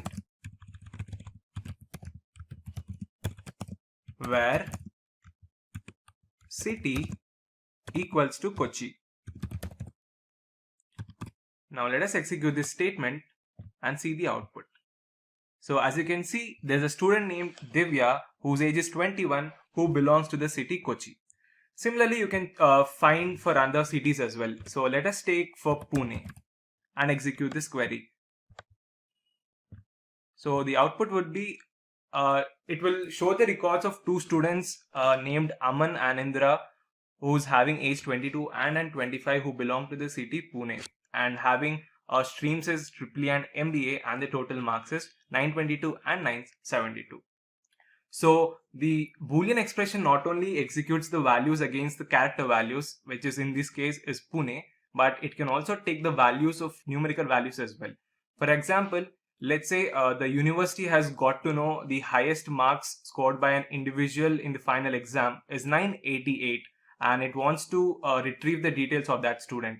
So for that, the following query would be select star from table name, that is student, where total marks is equals to 988. Let us execute this query now. So as you can see, a student named Pratik who belongs to the stream CSE has scored the highest marks, 988. So in this way, Boolean expressions are used to perform various operations which basically evaluates a given condition to a particular value, or you can say a single value, and if the condition is true, it will return the output and display all those records, otherwise it won't. Up next, we have numeric expressions. So numeric expressions are basically used to perform various mathematical operations. So let us understand this with an example. For instance, let's say the university has decided to change the total marks weightage from 1000 to 500, and I'll specify a condition where I'll take the total marks and divide them into half and check all those students who have scored more than 480 out of 500. For that, the following query would be select star from the table, that is student, where total marks divided by 2 is greater than 480. Put a semicolon and let us execute this. So as you can see, there are total 4 students who have scored more than 480 when the total marks are divided into half. For instance, if you take the record of Rohan, who has scored total marks 977, and if you divided it by 2, that is approximately 488.5, which is satisfying the condition which that is greater than 480. And if you look at this SQL statement carefully, there are a lot of SQL expressions here. Firstly, the student table name, that is the student itself, because it is used to retrieve the values from the columns, that is here the total marks is the column, and we also have the operands, that is total marks divided by 2, and the right hand operand, that is 480, which can also be considered as an SQL expression here. Similarly, we have other inbuilt functions as we discussed earlier, like sum, average, count, minimum and maximum. Let's say if you want to calculate the average of total marks of each and every student scored in the final exam, the following query would be select average, which is the SQL function, and within the parenthesis mention total marks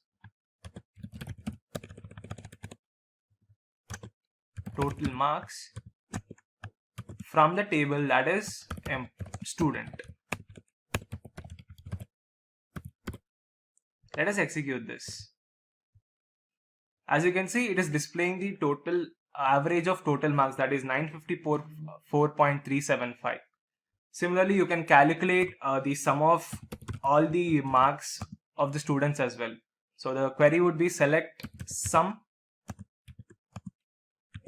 total marks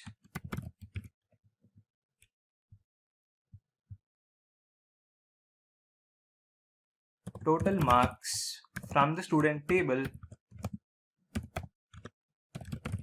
Let us execute this.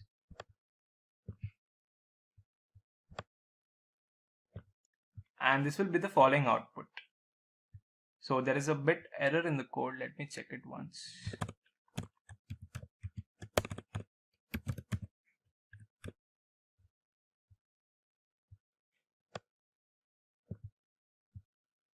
So as you can see, it is displaying the sum of total marks, that is 7635. So in this way, you can use numeric expressions to perform various operations on the SQL tables. And finally, we have date expression, which basically returns date and time values of the table. let's say if you want to display the records of those students who are born after 1995 January.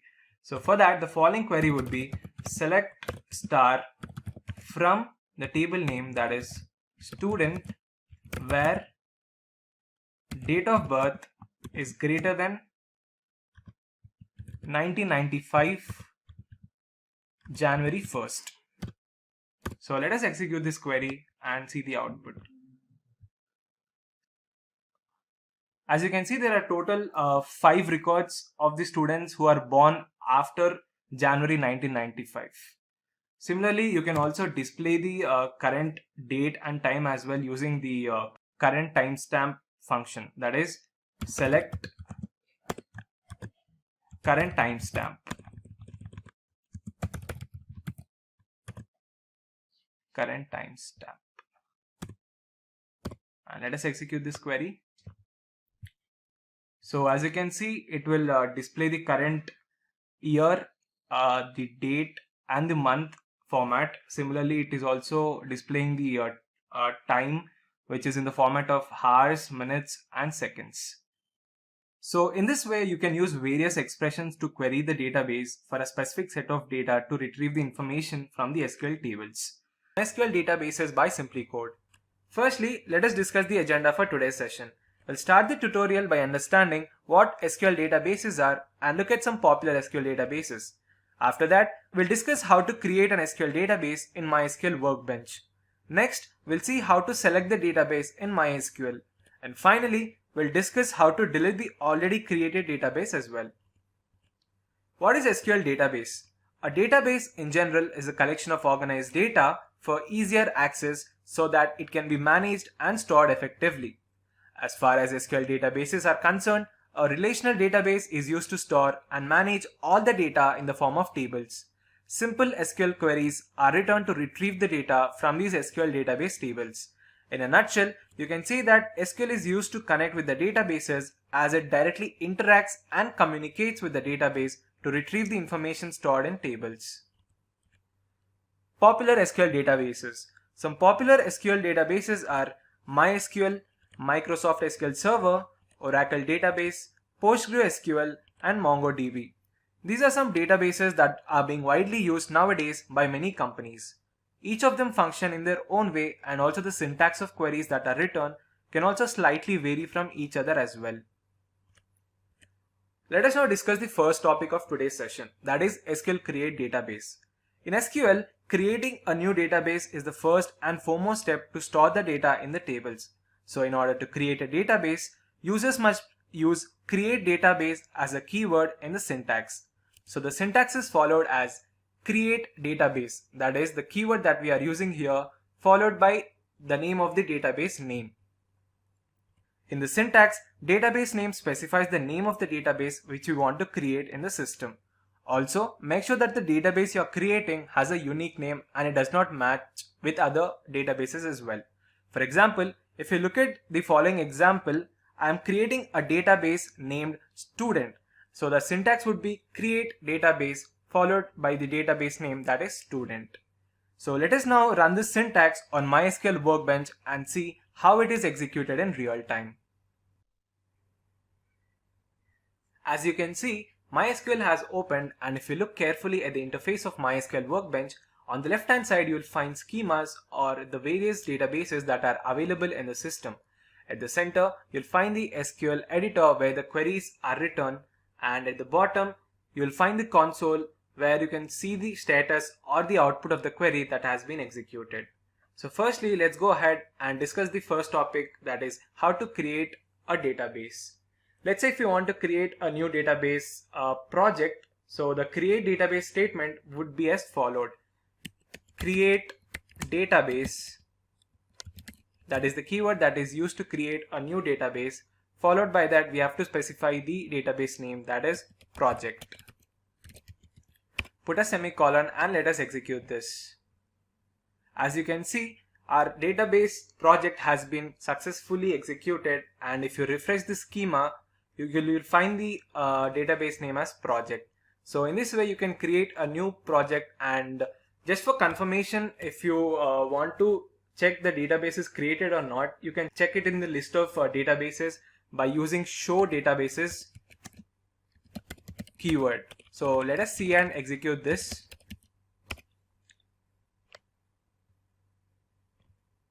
So as you can see, these are the various databases that are available in the system, including our database project that we have created earlier.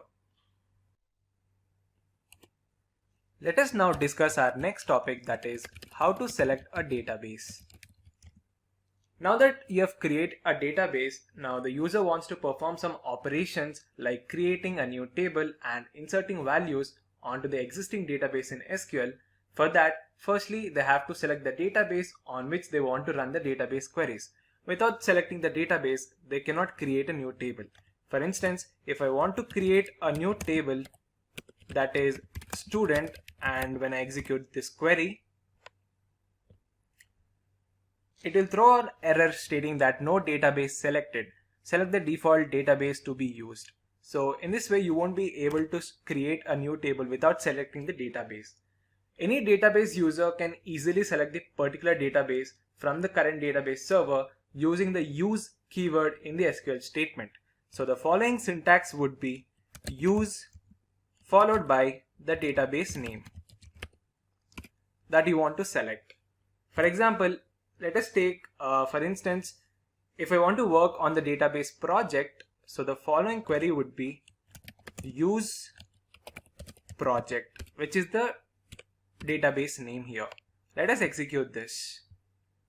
So as you can see, the query has been successfully executed, and also you can find the database name project is highlighted in bold. That means you have successfully selected the database, and you can start creating your new tables.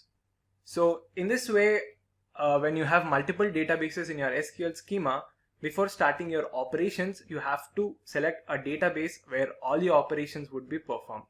Also keep in mind that the database that you are selecting should be unique. Finally, let us look at how to drop the database. In other words, dropping a database is to delete a database. The SQL drop database statement deletes the existing database permanently from the database system.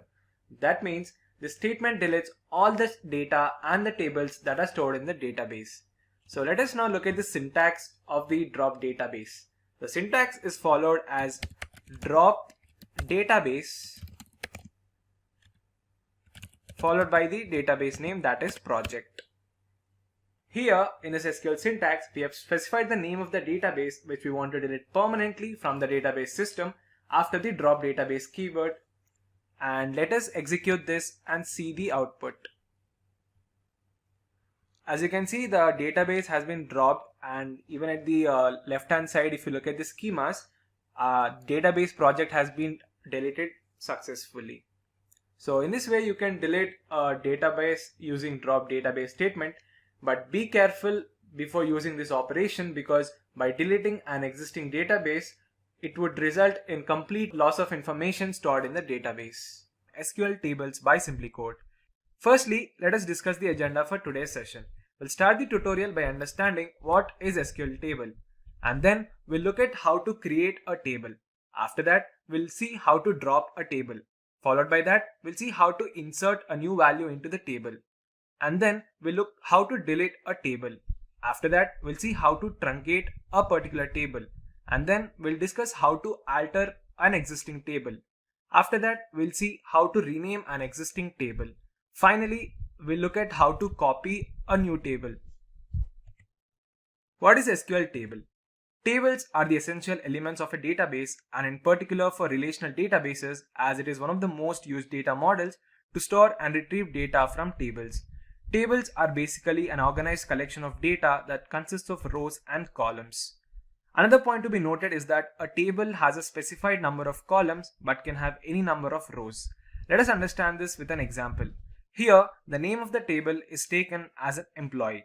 And in SQL, naming a table is very important because before performing any operation, you have to specify the name. Also, the name of the table should be unique and it should not match with other tables in the database. The horizontal values represented in the tables are called as rows or tuples, and each row represents a unique record. Similarly, the vertical values represent columns or the attributes of that particular table, and each column represents a unique field in the record. As we can see in the table, employee ID, employee name, job, department number, salary are the various fields or the column names. The data in these multiple columns, such as the employee name Rohan, who's having employee ID 1011, who's working as a data analyst, belong to the department 3 and having salary 50,000, is stored in the form of rows. I hope you've understood what is an SQL table now. So let us now discuss some basic SQL queries that are performed on these tables and execute them in MySQL Workbench as well. SQL create table. SQL create table is foremost thing to do in SQL. If you want to create a table, you should name the table and define its columns and each column's data type. Let us now look at the syntax of create table. The syntax is followed as create table, which is the keyword used here. Followed by that, we have to mention the table name. And within the parenthesis, you have to mention the column names. Followed by that, you have to mention the data type. In this way, you can add a number of columns as per your choice. Now that we have understood the syntax, let us jump into MySQL Workbench and execute this. If getting your learning started is half the battle, what if you could do that for free? Visit SkillUp by SimpliLearn. Click on the link in the description to know more. As you can see, MySQL Workbench has started, and on the left side you can see that SimpliCode is the database which we are working on, and in that database we are going to create a new table. So let us now look at the syntax of create table. So the syntax is followed as create table, which is the keyword we are using.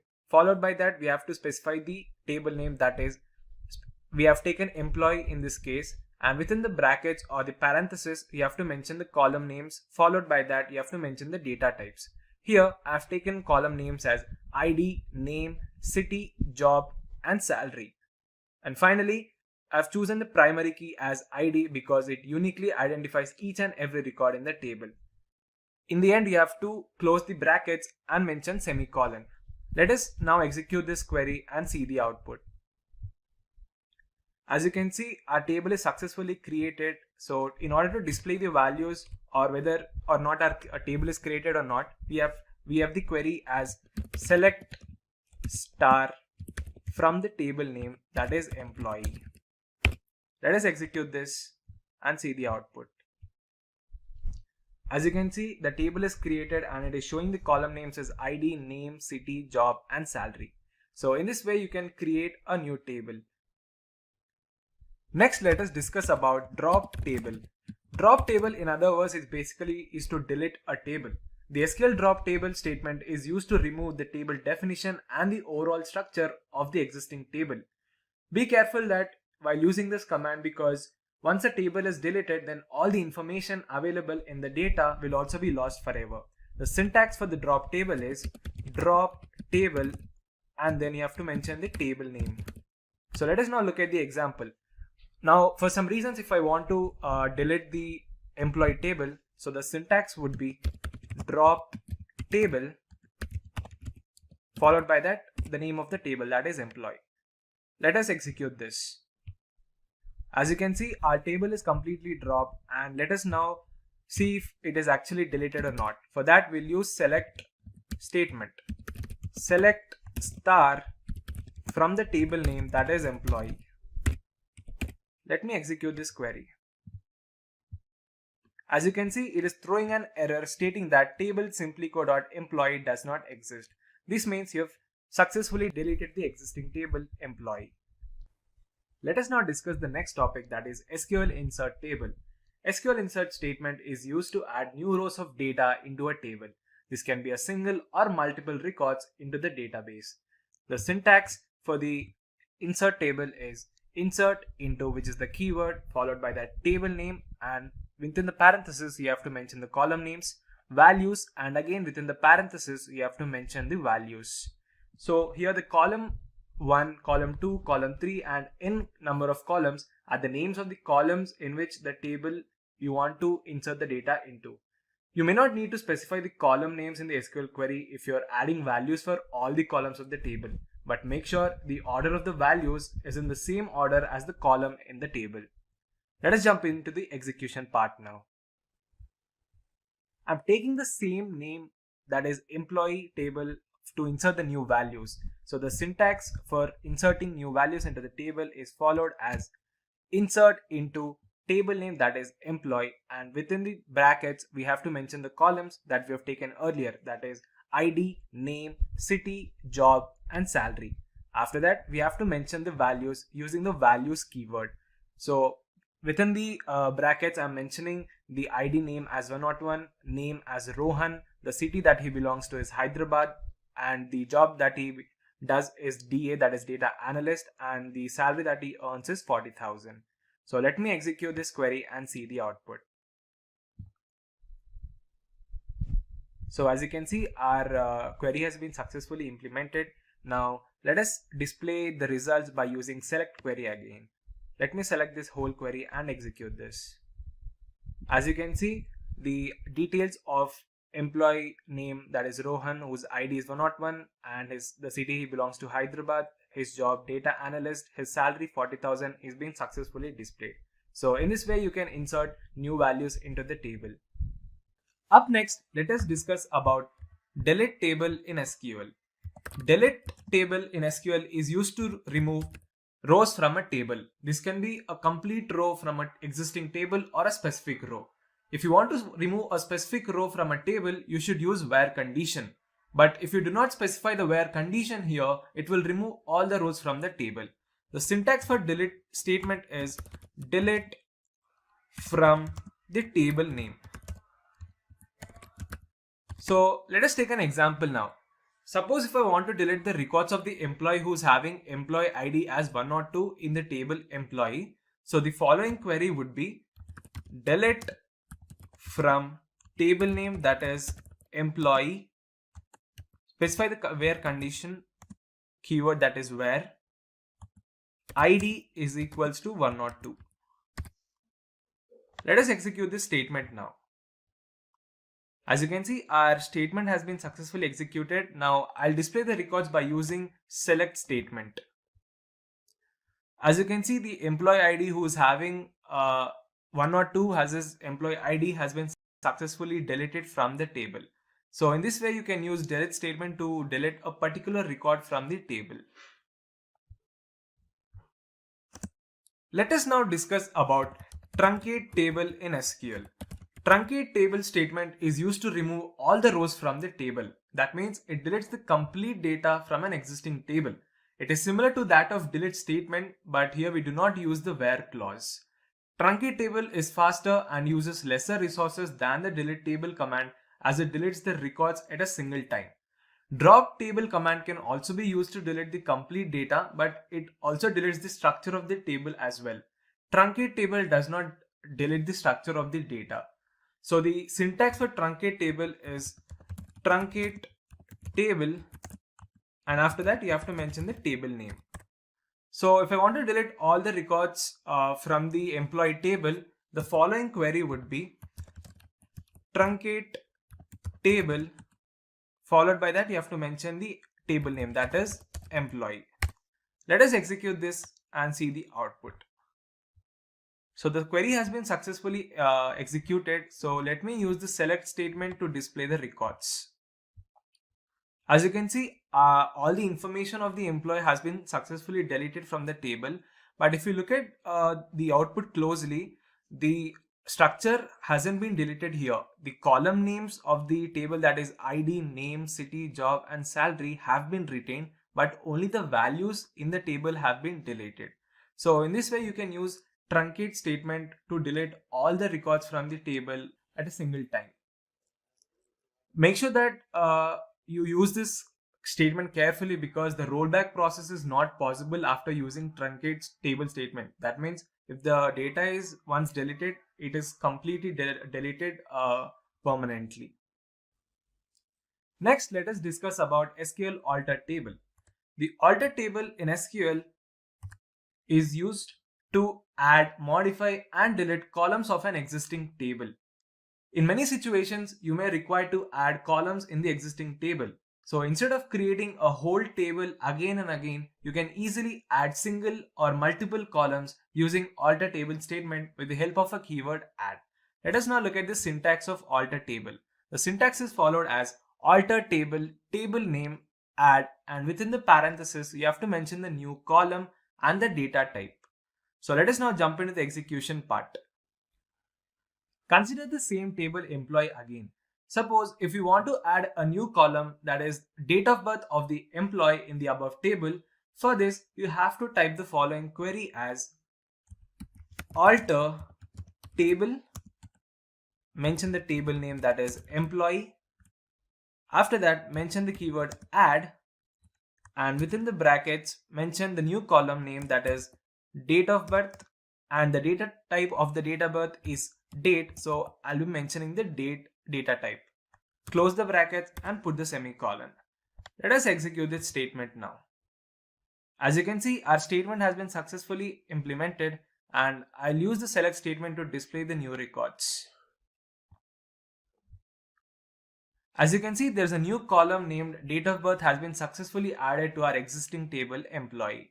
In this way, you can use alter table to add or delete the columns from the table. Let us now discuss about SQL rename table. SQL rename table is used in SQL to change the name of the table. So in some situations, the database user might want to change the name of the table so that they want to give a more relevant name or the updated name to the table. Any database user can easily change the name of the table by using rename table and alter table statement in SQL. Let us look at the syntax now. The syntax is followed as alter table, current table name, rename to new table name. Let us now execute this in MySQL Workbench. Consider the same table employee again, and suppose if you want to change the name of the above table employee into, let's say, employee new, for this you have to type the following query, that is alter table, old table name, that is employee, rename to is the keyword that you have to use here, and mention the new table name. We are taking employee new as our new table name. So let us execute this and see the output. As you can see, our statement has been successfully executed. So let us update the schema here and see whether or not the name of the table is changed. So as you can see, our table employee which we had previously has been changed into employee new. In this way, you can use rename statement to give a new name to your existing table. Finally, let us now look at SQL copy table statement. If you want to copy the data of one SQL table into another SQL table in the same SQL database, then it is possible by using the select into statement in SQL. The select into statement in SQL copies the content from an existing table into a new table. SQL creates the new table by using the structure of the existing table. The syntax is followed as select star into new table name from the old table name. Let us now execute this in MySQL Workbench and see the output. Consider the same employee table again, and suppose you want to copy the content of the employee table into a new table, let's say employee details. Now, as far as MySQL Workbench is concerned, there is a slight change in the query. Now, the syntax that we've discussed earlier is applicable to some other SQL databases like Microsoft SQL Server and Oracle database. But for MySQL Workbench, there is a different syntax to copy a new table. So the syntax is followed as create table, mention the new table name, that is employee details. Now select star from the old table name, that is employee. Let us now execute this and see the output.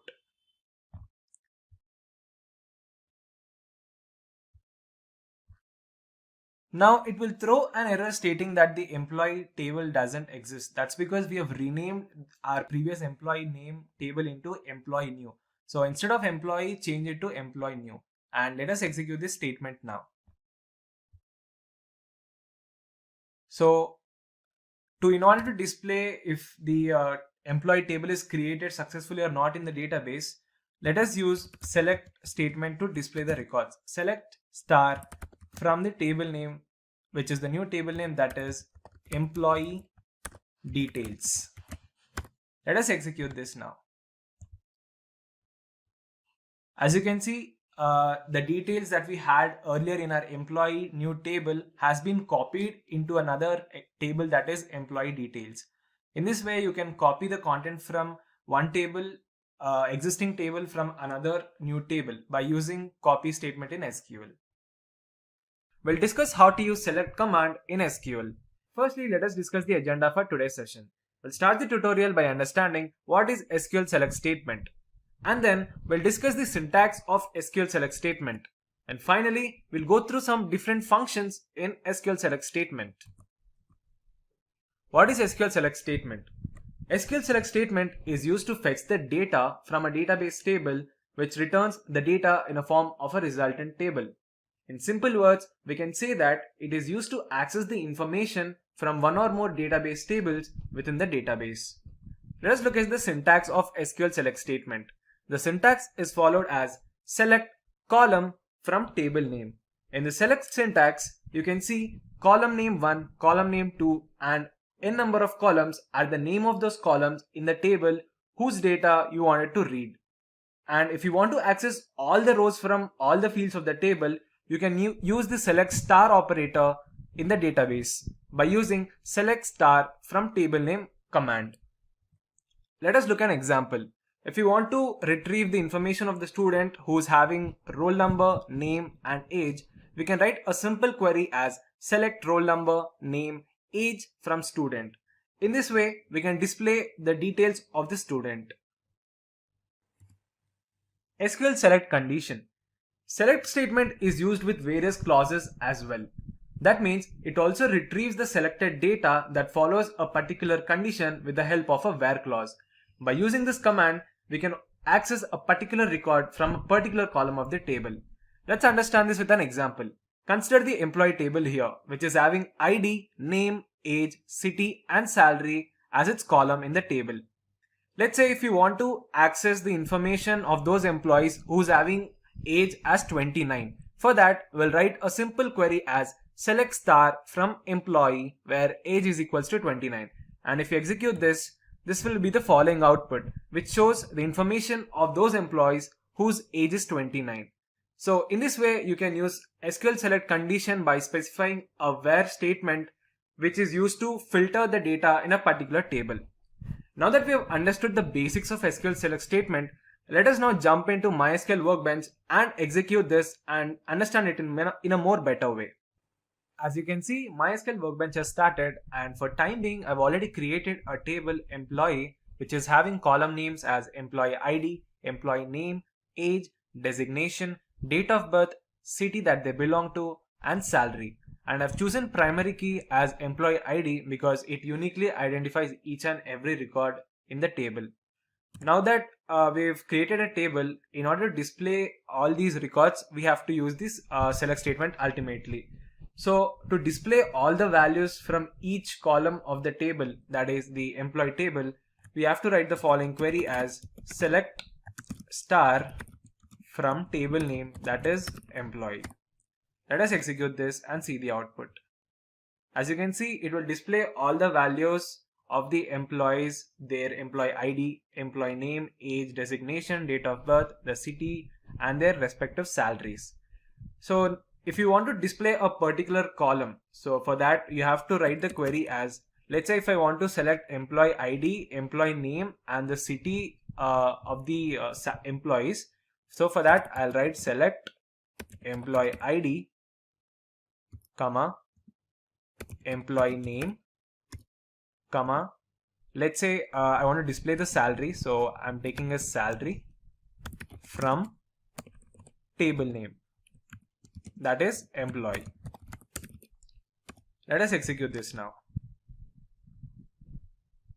So as you can see, only the employee ID, employee name and the salary of the employees in the table are being shown here because we have only specified a particular column in this case. Now similarly, we can use where clause also. The where clause is used with select statement to return only those rows from the table which satisfy the specified condition in the query. For example, if I want to show the salary of the employee who is having more than 30,000. So for that, I'll write the query as select star from employee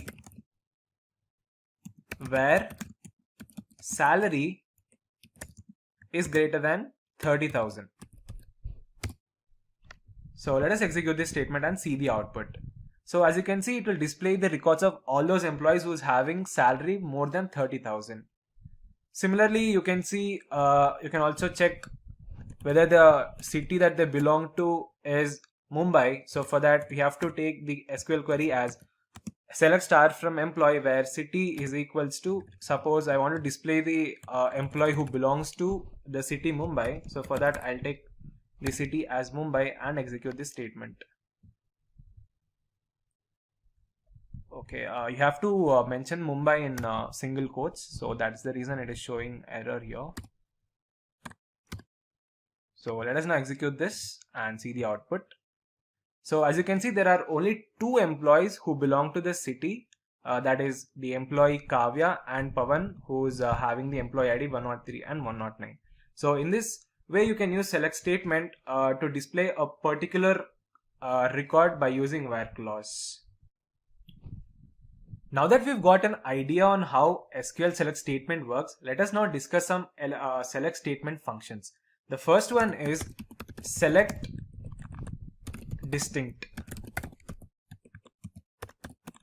The select distinct in SQL is used to fetch identical or distinct column values from existing table without any duplicate values.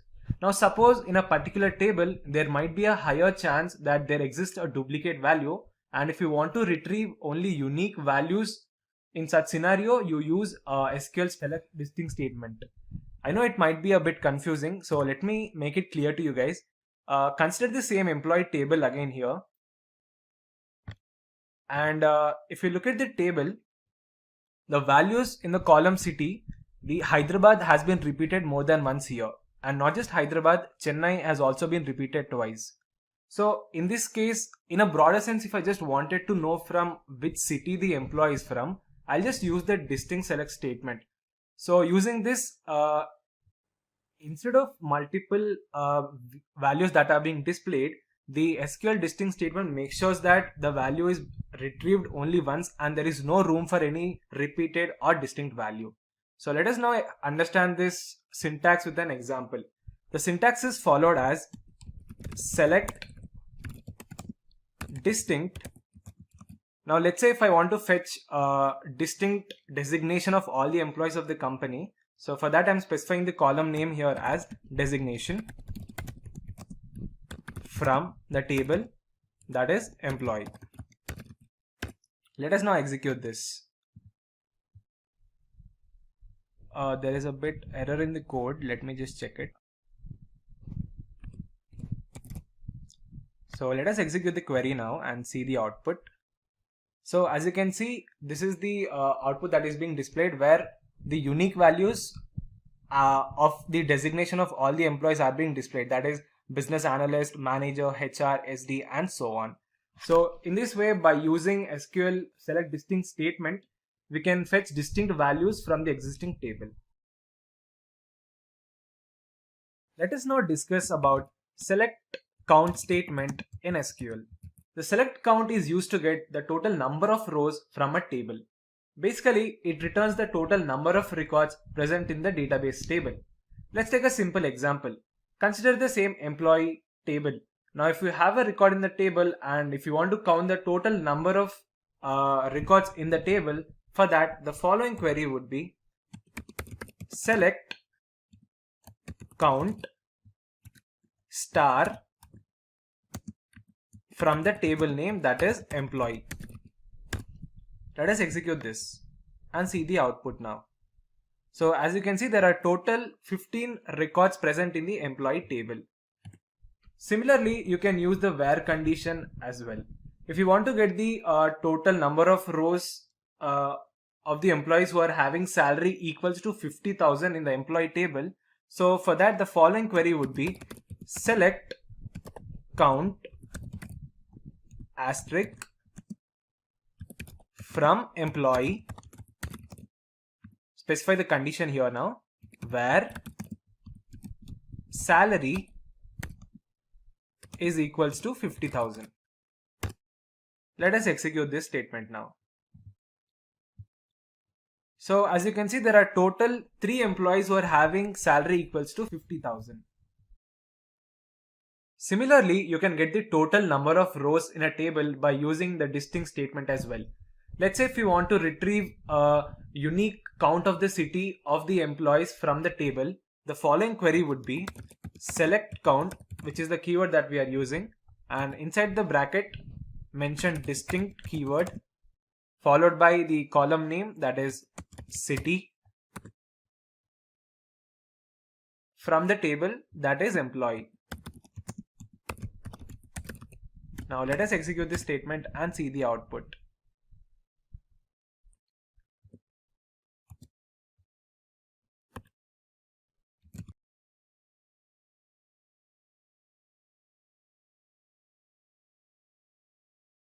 So as you can see, there are total 8 employees who belong to different cities. So in this way, you can use select count statement to retrieve various number of records in the particular table. Next, let us discuss about select top or limit statement in SQL. The select top statement in SQL shows the limited number of records or rows from the database table. The top clause in the statement specifies how many rows we want to display from our table. This clause is used when there are thousands of records stored in the database table.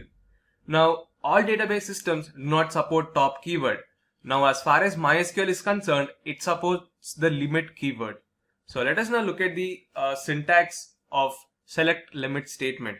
The syntax is followed as select star from employee table. Limit is the keyword that we have to use, and I want to display the first 3 records of the employees, so I'm specifying 3 here. So let us execute this statement. So as you can see, the first 3 records of the employees who are having ID, employee ID as 101, 102, 103 are being displayed. Let us consider another scenario here.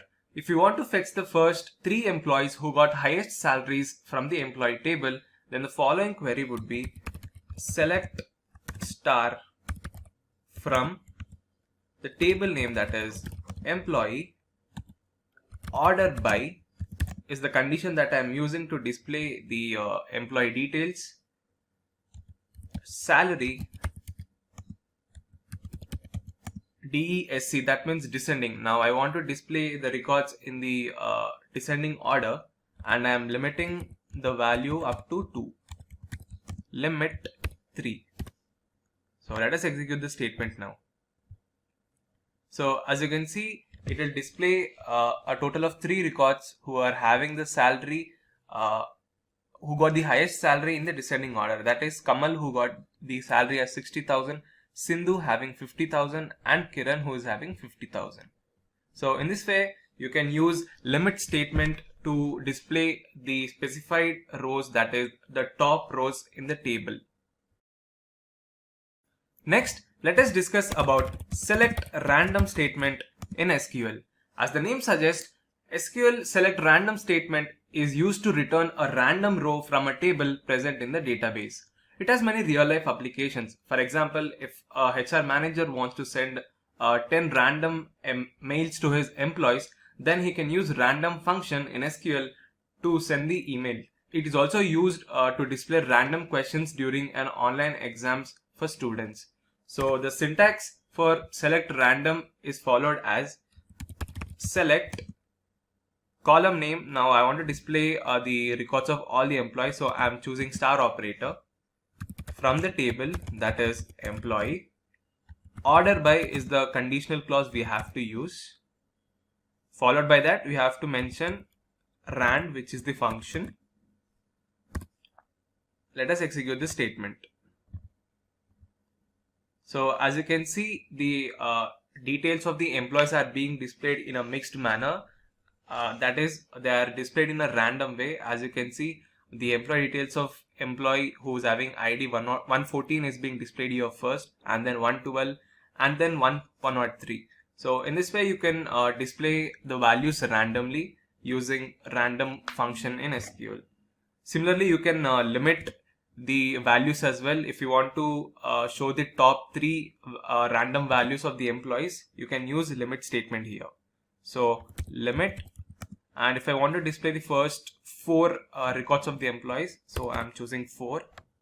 Let us execute the statement now. So it will show the details of the employees randomly up to 4. That is the top 4 details of the employees. So in this way, you can use a random statement to display random values within a database table. Next, let us discuss about select in statement in SQL. The select in function is used to fetch specific rows or values from an existing table with multiple conditions. The conditions are specified with in clause.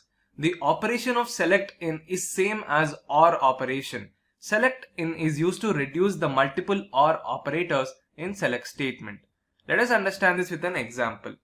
So if I want to fetch the details of employees who are having employee ID as, let's say, 102 or 104 or 107 from the employee table, then the following query would be select star from the table, that is employee, where employee ID, now we have to mention the in keyword here, and within the brackets mention the IDs. So I am taking 102, 104 and 107. So let us execute this statement and see the output. So as you can see, it is displaying the values of the employees who are having ID either 102 or 104 or 107.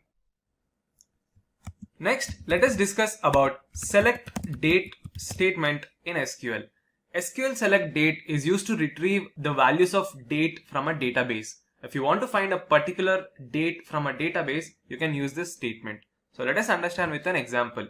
Let's say if you want to display the records of all those employees who are born before 1995 Jan 1st. So the following query would be select star from the table, that is employee, where date of birth is less than 1995 Jan 1st. Make sure you incorporate the date in the single quotes, otherwise it will throw an error. So let me execute this statement. So as you can see, it is displaying the records of all those employees who are born before 1995 Jan 1st. Similarly, you can use a greater than operator as well to show the employees who are born after 1995. Similarly, if you want to fetch the employees who have born between a particular date, let's say who are born between 1996 and 1998, then the following query would be select star from employee where date of birth between is the keyword we have to use. Between, let's say I'm using 1996 Jan 1st and 1998. 1998 Jan 1st. So let me execute this statement and see the output.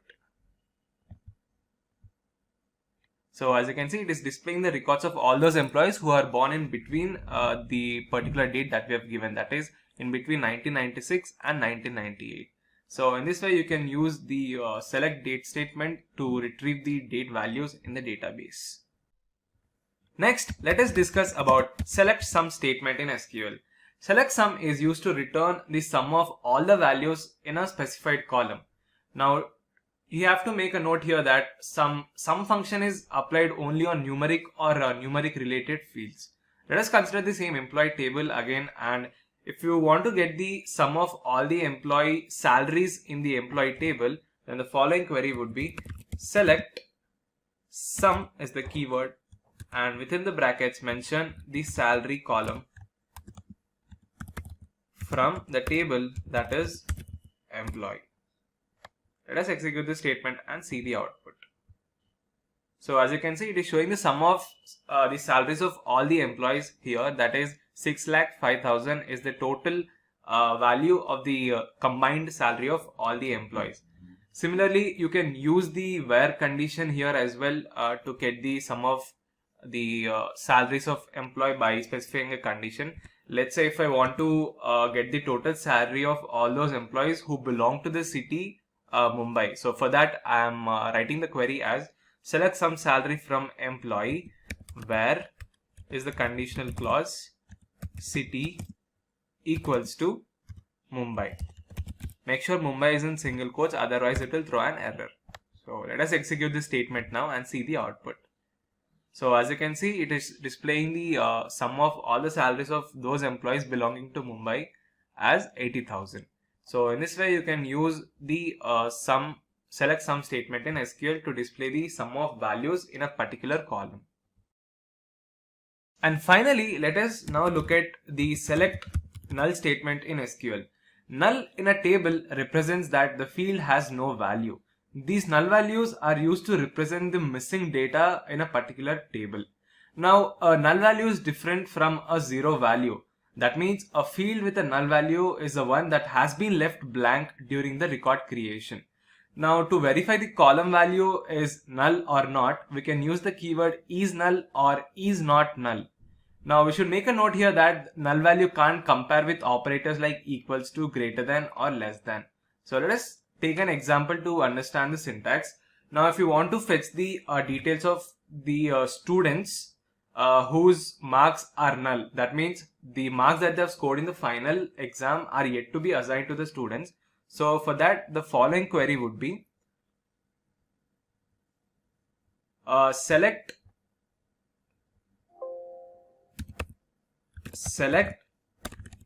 star from the table that is student where is the condition marks is null, which is the keyword we are using.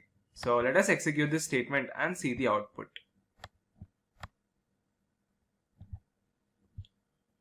So as you can see, there are two students whose marks are yet to be updated, and it also means that their marks are not equals to 0. It's simply that their marks have been left out and kept as null. SQL clauses by SimpliCode. Firstly, let us discuss the agenda for today's session. We'll start the tutorial by understanding what SQL clause is. Next, we'll go through different types of SQL clauses. And finally, we'll discuss about SQL where clause and execute MySQL workbench. What is SQL clause? SQL clause are basically inbuilt SQL functions that use a certain conditional expression which helps to access a particular set of records from the database table. Clauses help us to restrict and manage the data using valid constraints on the data in our database. Now, since we have large amounts of data stored in the database, we use clauses to query the table to get the desired data only. So the complexity is reduced when condition is applied to an SQL statement. SQL clauses use filters and analyzes the data quickly because it is used to extract only those records that fulfill the specified condition. Types of SQL clauses. SQL clauses are divided into three types. The first one is the basic clause, which uses a condition. The second one is order by, which is used to sort the data in tables in either ascending or descending order. And the last one is group by, which is used for organizing similar data into groups. SQL where clause. SQL where clause is the most used and integral part of any query to specify a condition in the SQL statement which retrieves only those records which satisfy the given condition. The where clause is not only used in the select statement, but it is also used in the update, delete statement, etc. using logical and comparison operators like greater than, less than, and equal to operators. Let us now look at the syntax of where clause. The syntax is followed as select column 1, column 2 and up to n number of columns from table name where condition. Here column 1, column 2 represents the columns which we want to fetch the data from the table, and the condition here represents the required condition to fetch rows based on the requirement. It contains column name, operator, user defined value. Comparison and logical operators are also used in this condition. So in this way we can use where clause. Let us now execute some statement which uses where clause in MySQL workbench. As you can see, the MySQL workbench has started, and before we write queries using a where clause, we have to first create a table. So I have created a table here, employee, which has columns employee ID, employee name, age, destination, date of birth, the city they belong to, and their salary. And I've taken primary key here as employee ID because it uniquely identifies each and every record in the table. Now that we've created the table, let us now look at the simple and basic query using the where clause. Now let's say if I want to display the details of all those employees who belong to the city Mumbai. So for that, the following query would be select star from the table, that is employee. Now you have to mention the condition, that is the where clause, where city is equals to Mumbai. Mention Mumbai in single quotes, otherwise it will show an error. So let us now execute this statement and see the output. Now when we execute the statement, it will show me the output of 2 employees who belong to the city. So let us now take another example. Now we'll use the greater than operator using the where clause. Now let's say if I want to display the details of all those employees whose salary is greater than 30,000. So for that, the following query would be select star from table, that is employee, where salary is greater than 30,000. So let us execute the statement. Now when we execute the statement, it will show me the records of all those employees who are having salary more than 30,000. Now I think here we have around 15, since we have 15 records in the table, we have a total of 8 employees whose salary is more than 30,000. So in this way you can use greater than operator. Similarly, you can use the less than operator as well. And let us see the output whose salary is less than 35,000. We'll take 35,000 here and now see the output. So there are total 3 employees who are having the salary less than 35,000. That is Aryan, Preeti, Akhil, who are having salary as 30,000. So in this way you can use less than operator as well. Now let us take another scenario. Now if I want to mention a range of salaries of how much they earn, let's say if I want to display the records of all those employees who are earning salary in between 35,000 and 50,000. So for that, the following query would be select star from the table, that is employee, where salary between is the keyword we have to use here.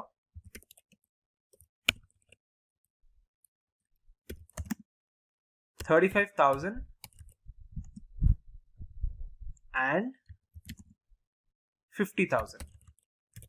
Let us now execute this statement and see the output. So now these are all the records of the employees who are having salary in between 35,000 and 15,000. So in this way you can use various comparison operators to perform queries using where clause.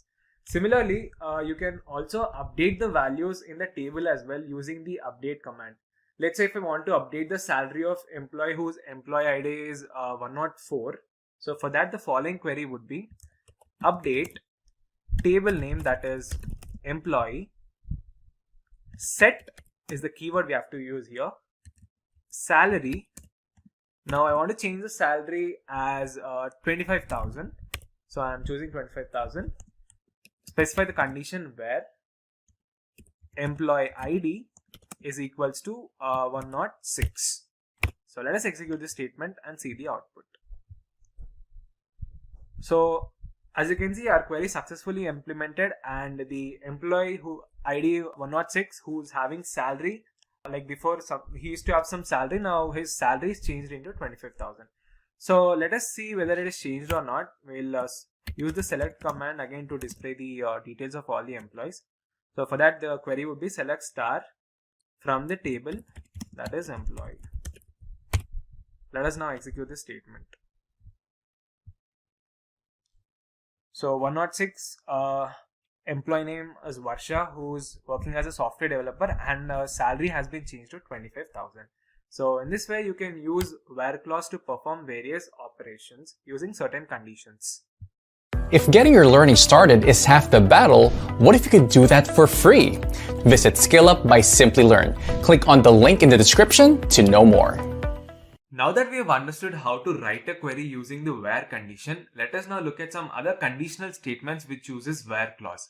First, let us discuss about SQL and condition. SQL and condition is used to specify multiple conditions in where clause. And condition basically returns the rows or those values that satisfies both the conditions that are written after the where clause. In simple terms, we can say that it will only return those values when both the conditions are met. Let us now understand this with an example. Let's say if I want to access the records of all those employees whose designation is business analyst and their salary is 35,000. For that, the following query would be select star from the table, that is employee, where I'm specifying the condition here, designation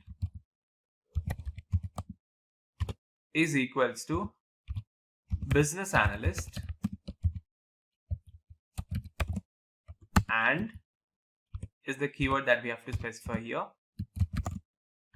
Salary is equals to 35,000, and let us execute the statement now. So as you can see, it is displaying the records of two employees whose designation is business analyst and their salary is 35,000. But if you look at the employee table carefully, let me just display the values. There is the employee ID 101 who belongs to the designation business analyst, and similarly we have another employee whose employee ID is 109 and whose employee ID is 111. Here we have three records, but instead it is displaying only two records. That's because there's an employee ID 109 who belongs to the designation business analyst but is having 40,000. So in this case, he is not meeting the other condition. That is why it is being displayed only two values.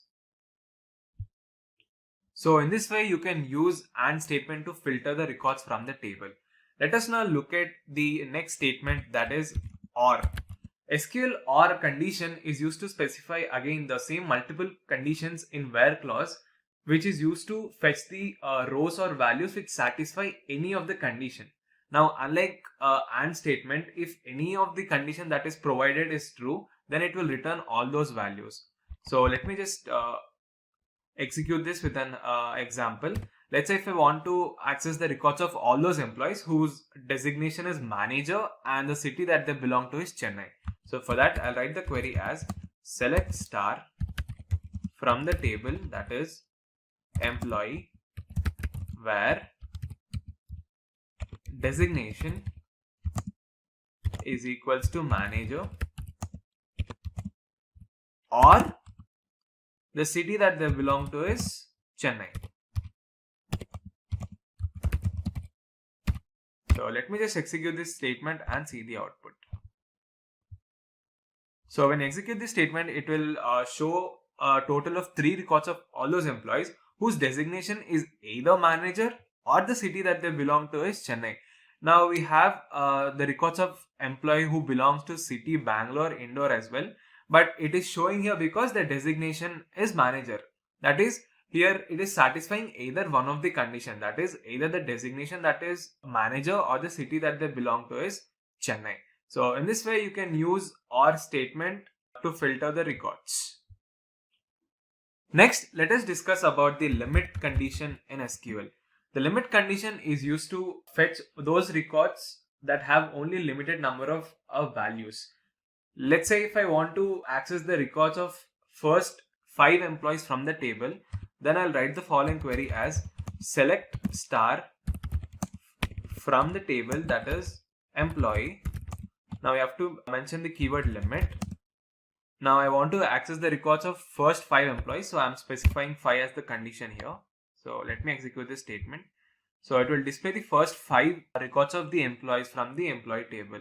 Now this limit condition is used like when you have thousands of records in a table, and if you want to access the first 100 records of the employees, then you can use the limit condition here with the example. Next, let us discuss about SQL as condition statement. Now SQL as condition is used to rename a column temporarily in a given table. Now in simple words, we can say that SQL as keyword is used to give an alias name to the table or column name in the query.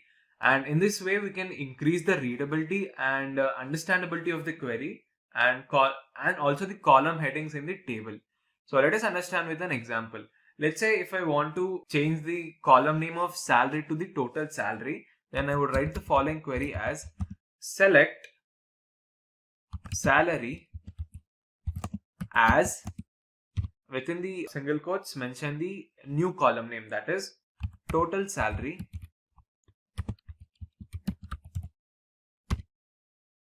from the table, that is employee. So let us execute this statement and see the output.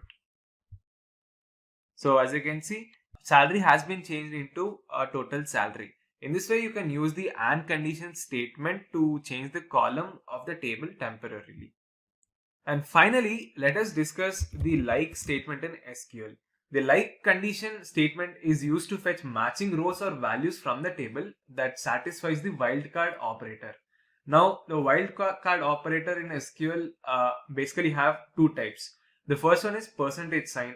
The percentage sign represents a single or multiple character, and the second one is underscore. Underscore represents a single number or character. Now, you might be a bit confused here, so let me just explain with an example. Let's say if you want to access the records of all those employees whose name starts with K. So for that, I'll write the query as select star from the table, that is employee. Now specify the condition where employee name like is the keyword we have to use here. And within the single quotes, now we are displaying the records of employees whose name starts with K, right? So I'm taking K and mention the percentage symbol. So let us execute this statement and see the output. So it will display the details of all those employees whose name starts with K. So there are total 3 employees in the table whose name starts with K here. Similarly, if you want to display the records of those employees whose name ends with A, so for that we have to mention percentage A. So let me just execute this statement and see the output. So it will display the values of all those employees whose name is ending with the letter A. So there are total 5 employees in the table whose name is ending with A. So in this way you can use the like operator, which also uses the where clause. SQL order by clause by SimpliCode. Firstly, let us discuss the agenda for today's session. We'll start the tutorial by understanding what is SQL order by, and then we'll discuss the syntax of SQL order by, and finally we'll look at some order by statements and execute them in MySQL Workbench. So what is order by clause? The SQL order by clause allows you to sort the results of a query based on a specific column or group of columns. That means it helps you to reorder the data that is present in the tables in one or more columns. Now this sorting can be either ascending or descending order. Let us now understand the syntax of SQL order by clause.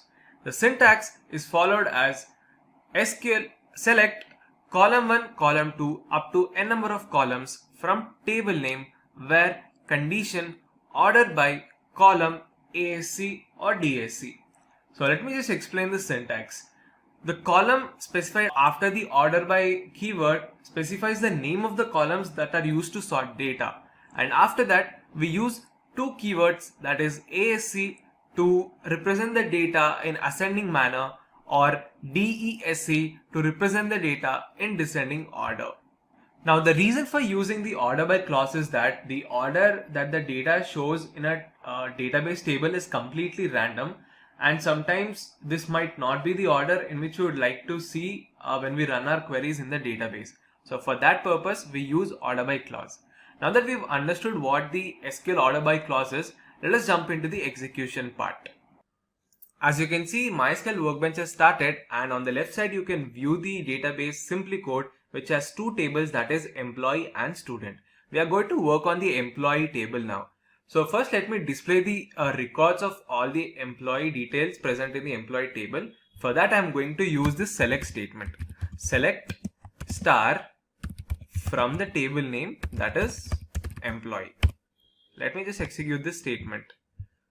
So it will show me the results of details of all the employees with their employee ID, employee name, age, destination, date of birth, city they belong to, and the salary they have. So let us just understand the basic query of order by clause now. So the syntax is followed as select star from the table, that is employee, order by salary. Now this is a basic statement related to order by, and let us execute this. So it will display the output and in a particular order of the salary, and if you look at carefully, it is displaying in the ascending order. Now if no keyword is specified after the column based on which we have sorted the records in our table, the sorting will be done by default in ascending order. So with that, that brings us to our first order by statement, that is order by ascending statement. Now the order by ascending statement is used to sort the data in ascending order. So let us consider another example here. Now if I want to fetch the details of all the employees and their employee names in ascending order, for that the following query would be select star from the table, that is employee, order by employee name, and mention the keyword ASC. So let us execute this statement and see the output. So it will display the results, the employee names in the ascending order, that is in alphabetical order, starting from Akash, Akhil, Bhavya, Ganesh, and up until V. So in this way you can use the order by ascending statement to display all your records in ascending manner. Similarly, you can specify the where condition here as well. Let's say if I want to fetch the details of all the employees from the employee table in ascending order of their employee name whose age is greater than 26. So for that the following query would be select star from employee where age greater than 26, order by employee name as an ASC. So let me execute this statement. So it will display the records of all those employees whose age is more than 26, and it will sort the data of employee names in ascending order. So in this way you can use the order by ascending. If getting your learning started is half the battle, what if you could do that for free? Visit SkillUp by SimpliLearn. Click on the link in the description to know more. Now let us discuss about order by descending statement. The order by descending statement is used to sort the data in the descending order. Let us understand this with an example.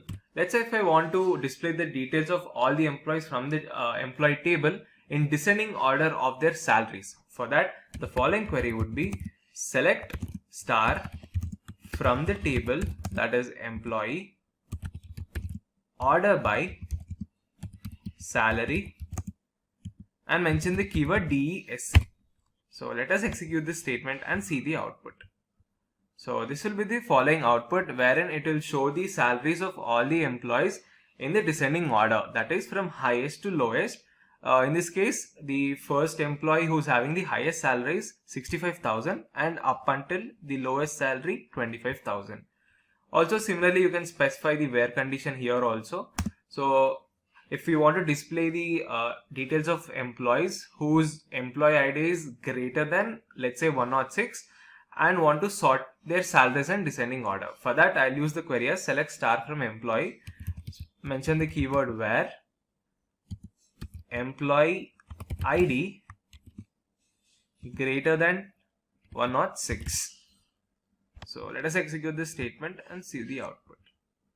So it will display the records of all those employees who's having employee ID more than 106, and it will sort the data of their salaries in descending order, that is from highest to lowest again. So in this way you can use the order by descending statement to display all your records present in the table in an ascending manner.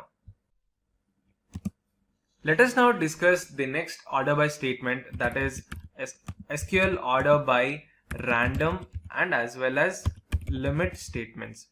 The order by random statement is used to display the records present in the table randomly, and the syntax for the order by random is select star from the table, that is employee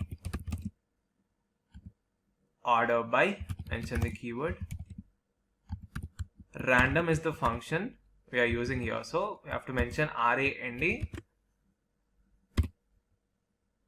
and let us execute the statement now. So it will display the records present in the table in a random order.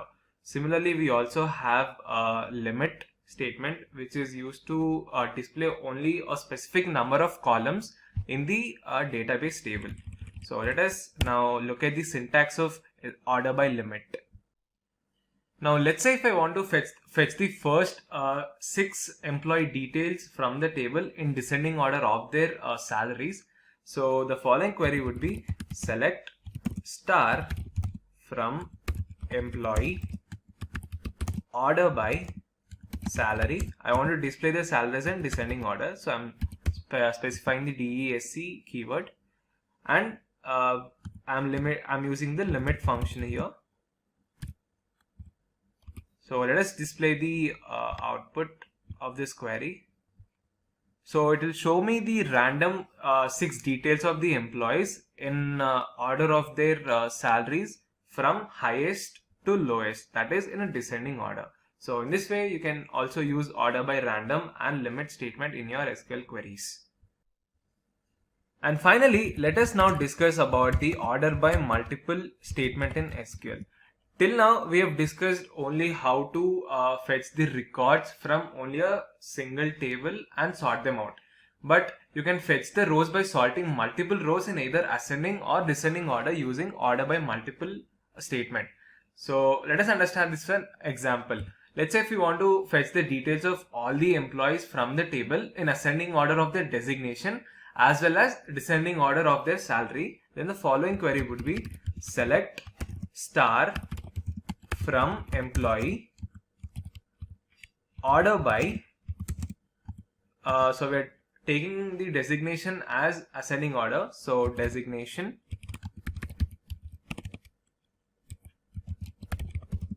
mention the keyword ASC comma and their salary in descending manner. So let us display the statement.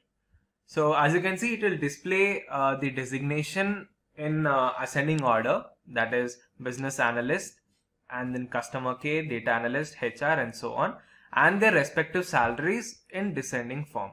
So in this way you can fetch the data from multiple rows using the multiple statement in SQL. And that brings us to the end of today's tutorial, guys. I hope you found this session informative and helpful. Thank you for watching the video, guys. If you have any further queries regarding any of the topics covered in today's session, feel free to let us know in the comment section below, and our team of experts will be more than happy to help resolve all your queries at the earliest. And if you guys feel if you have missed on anything else, also drop the queries in your comment section below and we'll try to cover them in the next session. Stay tuned to the channel for the part 2 of SQL training program, wherein we'll discuss some more intermediate concepts of SQL. Until next time, stay safe and keep coding.